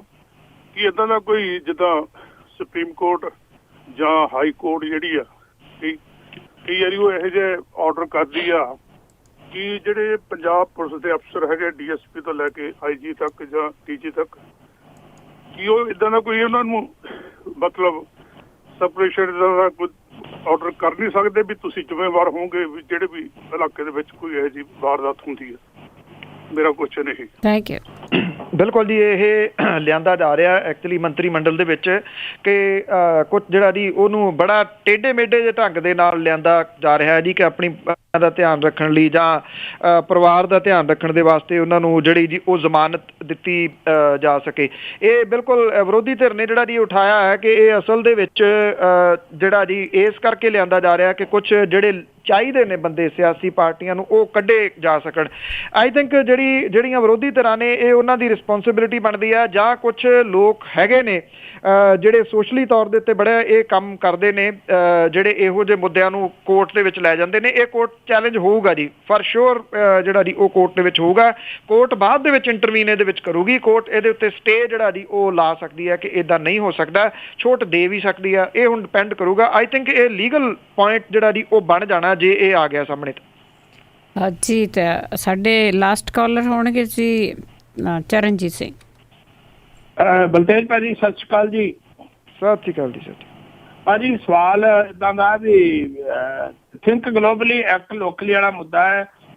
ਅਕਾਲੀ ਦਲ ਚਾਹੁੰਦਾ ਵੀ ਸਾਰੇ ਸਟੇਟਾਂ ਤੋਂ ਗੋਲਕਾਂ ਦਾ ਚੰਦਾ SGPC ਨੂੰ ਪੰਜਾਬ 'ਚ ਆ ਜੇ। ਬੈਂਸ ਭਰਾ ਚਾਹੁੰਦੇ ਆ ਕਿ ਪਾਣੀ ਜਿਹੜਾ ਪੰਜਾਬ 'ਚੋਂ ਬਾਹਰ ਆ ਜਾਣੇ, ਰਾਜਸਥਾਨ ਚੰਦਾ ਦੇ ਦੇਣ। ਰਾਜਸਥਾਨ ਦੇ ਸਿੱਖ ਕਹਿੰਦੇ ਆ ਵੀ 1740 'ਚ ਮੱਸੇ ਰੰਗੜ ਦਾ ਸਿਰ ਲਾਇਆ ਸੀ, ਤੇ ਰਾਜਸਥਾਨ ਦੇ ਸਿੱਖਾਂ ਦਾ ਉੱਥੋਂ ਦਾ ਪਾਣੀ ਪੀ ਕੇ ਉਹਨਾਂ ਨੇ ਲਾਇਆ ਸੀ। ਹਿਮਾਚਲ ਵਾਲੇ ਕਹਿੰਦੇ ਵੀ ਅਸੀਂ ਪਾਣੀ ਦਿੱਤਾ ਤੇ ਅਸੀਂ ਰਾਜਸਥਾਨ 'ਚ ਕਾਂਗੜੇ ਵਾਲੇ ਮਰੱਬੇ ਅਲਾਟ ਕਰਾਏ ਨੇ ਜਾ ਕੇ ਰਾਜਸਥਾਨ 'ਚ। ਇਹ ਸਾਰੇ ਮੁੱਦੇ ਤੇ ਜਿਹੜਾ ਪਾਣੀ ਦਾ ਵਰਲਡ ਵਾਰ ਹੋਣਾ, ਇਸ ਤੋਂ ਭਾਜੀ ਚਰਨਾ ਪਾਇਆ ਥੋੜਾ ਜਿਹਾ। Thank you. ਬਿਲਕੁਲ ਜੀ, ਇਹ ਬਹੁਤਾ ਕੁਝ ਤੁਸੀਂ ਕੁਝੇ 'ਚ ਸਮੁੰਦਰ ਜਿਹੜਾ ਜੀ ਉਹ ਬੰਦ ਕਰਤਾ ਜੀ। ਅਸਲ ਕਹਾਣੀ ਹਾਂ ਹੀ ਹੈ ਜਿਹੜੀ ਤੁਸੀਂ ਦੱਸ ਰਹੇ ਹੋ ਜੀ। ਇਹਦਾ ਹੱਲ ਜਿਹੜਾ ਜੀ ਉਹ ਕੀ ਕੱਢਿਆ ਜਾਊਗਾ? ਆਈ ਥਿੰਕ ਜੇ ਪਾਣੀਆਂ ਦੇ ਮਸਲੇ ਦੀ ਗੱਲ ਕਰੀਏ ਤਾਂ ਰਿਪੇਰੀਅਨ ਜਿਹੜਾ ਜੀ ਕਾਨੂੰਨ ਹੈ ਉਹਦੀ ਵਰਤੋਂ ਹੋਣੀ ਚਾਹੀਦੀ ਹੈ ਜੀ। ਉਹਦੇ ਮੁਤਾਬਕ ਮਸਲਾ ਜਿਹੜਾ ਜੀ ਉਹ ਰੀਅਲ ਦੇ ਵਿੱਚ ਹੱਲ ਹੋ ਸਕਦਾ ਜੀ। ਉਹ ਚਾਹੇ ਤਾਮਿਲਨਾਡੂ ਤੇ ਕਰਨਾਟਕਾ ਦੇ ਵਿੱਚ ਚੱਲ ਰਿਹਾ ਮਸਲਾ, ਚਾਹੇ ਇੱਥੇ ਪੰਜਾਬ ਤੇ ਹਰਿਆਣਾ ਤੇ ਰਾਜਸਥਾਨ ਨੂੰ ਜਿਹੜਾ ਜਾਂਦਾ ਪਾਣੀ ਹੈ ਜੀ। ਦੇਖੋ ਇਹਦੇ ਵਾਸਤੇ ਪੰਜਾਬ ਦਾ ਇਹ ਹੱਕ ਹੈ ਕਿ ਪੰਜਾਬ ਇਹ ਕਹਿ ਸਕੇ ਕਿ ਇਹ ਮੇਰਾ ਰਿਸੋਰਸ ਹੈ ਜੀ, ਨੈਚੁਰਲ ਰਿਸੋਰਸ ਹੈ ਸਾਡਾ, ਇਹਦੇ ਉੱਤੇ ਹੱਕ ਹੈ ਉਹਦਾ ਪਹਿਲਾ। ਜੇ ਜਿਪਸਮ ਜਿਹੜੀ ਕਿ ਮਿੱਟੀ ਆ ਰਾਜਸਥਾਨ ਦੀ, ਉਹ ਇੱਥੇ ਲਿਆ ਕੇ ਪਾਈ ਜਾਂਦੀ ਆ ਜਿਹੜੀਆਂ ਜ਼ਮੀਨ ਜਿਹੜੀ ਜਿੱਥੇ ਹੁੰਦਾ ਨੀਗਾ ਕੱਖ ਵੀ ਬੰਜਰ ਦੇ ਉੱਤੇ, ਉਹ ਮਿੱਟੀ ਦਾ ਮੁੱਲ ਤਾਂ ਦੇਣਾ ਪੈਂਦਾ ਨਾ ਜੀ। ਯੂਰੀਆ ਸਾਨੂੰ ਕੋਈ ਰਾਜਸਥਾਨ ਤੋਂ ਫ੍ਰੀ ਤਾਂ ਨਹੀਂ ਮਿਲਦੀ, ਤੇ ਫਿਰ ਪਾਣੀ ਜਿਹੜਾ ਜੀ ਉਹ ਮੁਫਤ ਕਿਉਂ ਜਾਵੇ? ਉਹਦੇ ਉੱਤੇ ਕੰਟਰੋਲ ਜਿਹੜਾ ਜੀ ਉਹ ਕਿਉਂ ਹੋਵੇ? ਜੇ ਸੂਬੇ ਦੇ ਕੋਲੇ ਪਾਣੀ ਫਾਲਤੂ ਹੈਗਾ ਜ਼ਰੂਰ ਦੇਵੇ ਉਹ। ਜਦੋਂ ਤੁਹਾਡੇ ਕੋਲੇ ਕੋਈ ਫਾਲਤੂ ਚੀਜ਼ ਆ ਤੁਸੀਂ ਕਿਸੇ ਨੂੰ ਦਿੰਦੇ ਹੋ, ਪਰ ਸੁੱਟ ਤਾਂ ਨਹੀਂ ਨਾ ਦਿੰਦੇ, ਇਹ ਤਾਂ ਸੁੱਟਿਆ ਜਾ ਰਿਹਾ। ਇਹਦੀ ਮਿਨੀਮਮ ਕੁਝ ਜਿਹੜੀ ਹੈ ਜੀ ਕੀਮਤ ਉਹ ਤਾਂ ਹੋਣੀ ਚਾਹੀਦੀ ਹੈ। ਬਾਕੀ ਜਿੱਥੋਂ ਤੱਕ ਹਿਮਾਚਲ ਵਾਲੀ ਗੱਲ ਹੈ ਜੀ, ਹਿਮਾਚਲ ਰੋਕ ਨਹੀਂ ਸਕਦਾ ਉਸ ਪਾਣੀ ਨੂੰ। ਉਹ ਇਸ ਕਰਕੇ ਨਹੀਂ ਰੋਕ ਸਕਦਾ, ਇਹ ਜਿਹੜੀ ਢਲਾਣ ਹੈ ਜੀ ਉਹਦੇ ਕਰਕੇ। ਇਹ ਤਾਂ ਪਾਣੀ ਇਸ ਪਾਸੇ ਵੱਲ ਆਉਣਾ ਹੀ ਆ। ਇਹਦੇ ਉੱਤੇ ਹੱਕ ਜਿਹੜਾ ਸਹੀ ਮਾਇਨਿਆਂ ਦੇ ਵਿੱਚ ਪੰਜਾਬ ਦਾ ਹੀ ਬਣਦਾ ਜੀ। ਇਹਦੇ ਤੋਂ ਕੋਈ ਮੁਨਕਰ ਜਿਹੜਾ ਜੀ ਉਹ ਨਹੀਂ ਹੋ ਸਕਦਾ। ਹਾਂ ਇੰਨਾ ਆ ਕਿ ਜਿੰਨੀ ਦੇਰ ਤੱਕ ਪੰਜਾਬ ਦੀ ਧਰਤੀ ਦੇ ਉੱਤੇ ਥੱਲੇ ਪਾਣੀ ਬਹੁਤ ਰਿਹਾ, 45 ਫੁੱਟ ਦੇ ਉੱਤੇ ਤਾਂ ਮੇਰੀ ਸੁਰਤ ਦੇ ਵਿੱਚ ਅਸੀਂ ਜਿਹੜਾ ਜੀ ਜਿਹੜੇ ਮੋਟਰ ਤੇ ਬੋਰ ਕਰਦੇ ਸੀ 45 ਫੁੱਟ ਤੇ ਪਾਣੀ ਆ ਜਾਂਦਾ ਸੀਗਾ। ਹੁਣ 245 ਤੇ ਜਾ ਕੇ ਜਿਹੜਾ ਜੀ ਉਹ ਪਾਣੀ ਆਉਂਦਾ। ਜਿੰਨੀ ਦੇਰ ਤੱਕ ਪਾਣੀ ਰਿਹਾ ਉਨੀ ਦੇਰ ਤੱਕ ਇਸ ਮੁੱਦੇ ਦਾ ਬਹੁਤਾ ਜਿਹੜਾ ਜੀ ਕਿਸੇ ਨੇ ਉਠਾਇਆ ਨਹੀਂ। ਰਾਜਨੀਤਿਕ ਲੋਕ ਜਿਹੜੇ ਸੀਗੇ ਜੀ ਬੁੱਕਲ 'ਚ ਗੁੜ ਭੋਰਦੇ ਰਹੇ, SYL ਦਾ ਟੱਕ ਲਵਾਉਂਦੇ ਰਹੇ ਤੇ ਦੇਵੀ ਲਾਲ ਹੋਰਾਂ ਦੇ ਨਾਲ ਯਾਰਾਨੇ ਜਿਹੜੇ ਸੀਗੇ ਜੀ ਉਹ ਪਗਾਉਂਦੇ ਰਹੇ। ਹੁਣ ਜਦੋਂ ਪਾਣੀ ਧਰਤੀ ਹੇਠਲਾ ਖਤਮ ਹੋ ਰਿਹਾ ਤਾਂ ਪੰਜਾਬ ਦੇ ਲੋਕਾਂ ਨੂੰ ਕੁਝ ਸੁਰਤ ਆਉਣੀ ਸ਼ੁਰੂ ਹੋਈ ਕਿ ਸਾਡਾ ਜਿਹੜਾ ਅਸਲ ਪਾਣੀ, ਜਿਹੜਾ ਕੁਦਰਤੀ ਪਾਣੀ ਸਾਨੂੰ ਮਿਲ ਰਿਹਾ, ਉਹ ਤਾਂ ਸਾਡੇ ਕੋਲੇ ਸਾਡੇ ਵਰਤਣ ਲਈ ਹੈ ਹੀ ਨਹੀਂ, ਉਹ ਤਾਂ ਗਾਂਹ ਜਿਹੜਾ ਜੀ ਉਹ ਕੱਢਿਆ ਜਾ ਰਿਹਾ। ਤਾਂ ਇਹ ਮੁੱਦਾ ਜਿਹੜਾ ਜੀ ਉਹ ਭਖ ਪਿਆ। ਇਹ ਭਖ ਗਿਆ, ਭਖਣਾ ਚਾਹੀਦਾ ਸੀ, ਭਖਿਆ ਰਹਿਣਾ ਚਾਹੀਦਾ। ਪੰਜਾਬ ਦੇ ਅਹਿਮ ਮੁੱਦਿਆਂ ਦੇ ਵਿੱਚੋਂ ਇੱਕ ਮੁੱਦਾ ਹੈ, ਇਹਦੇ ਤੋਂ ਕੋਈ ਇਨਕਾਰ ਹੀ ਨਹੀਂ ਹੋ ਸਕਦਾ ਜੀ।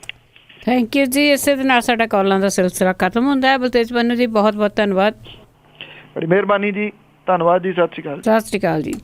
ਤੇ ਇਸੇ ਦੇ ਨਾਲ ਬਲਵਿੰਦਰ ਕੌਰ ਵੱਲੋਂ ਵੀ ਅਗਲੇ ਬੁਲਟਨ ਤੱਕ ਆਪ ਸਭ ਨੂੰ ਹੀ ਪਿਆਰ ਭਰੀ ਸਤਿ ਸ਼੍ਰੀ ਅਕਾਲ।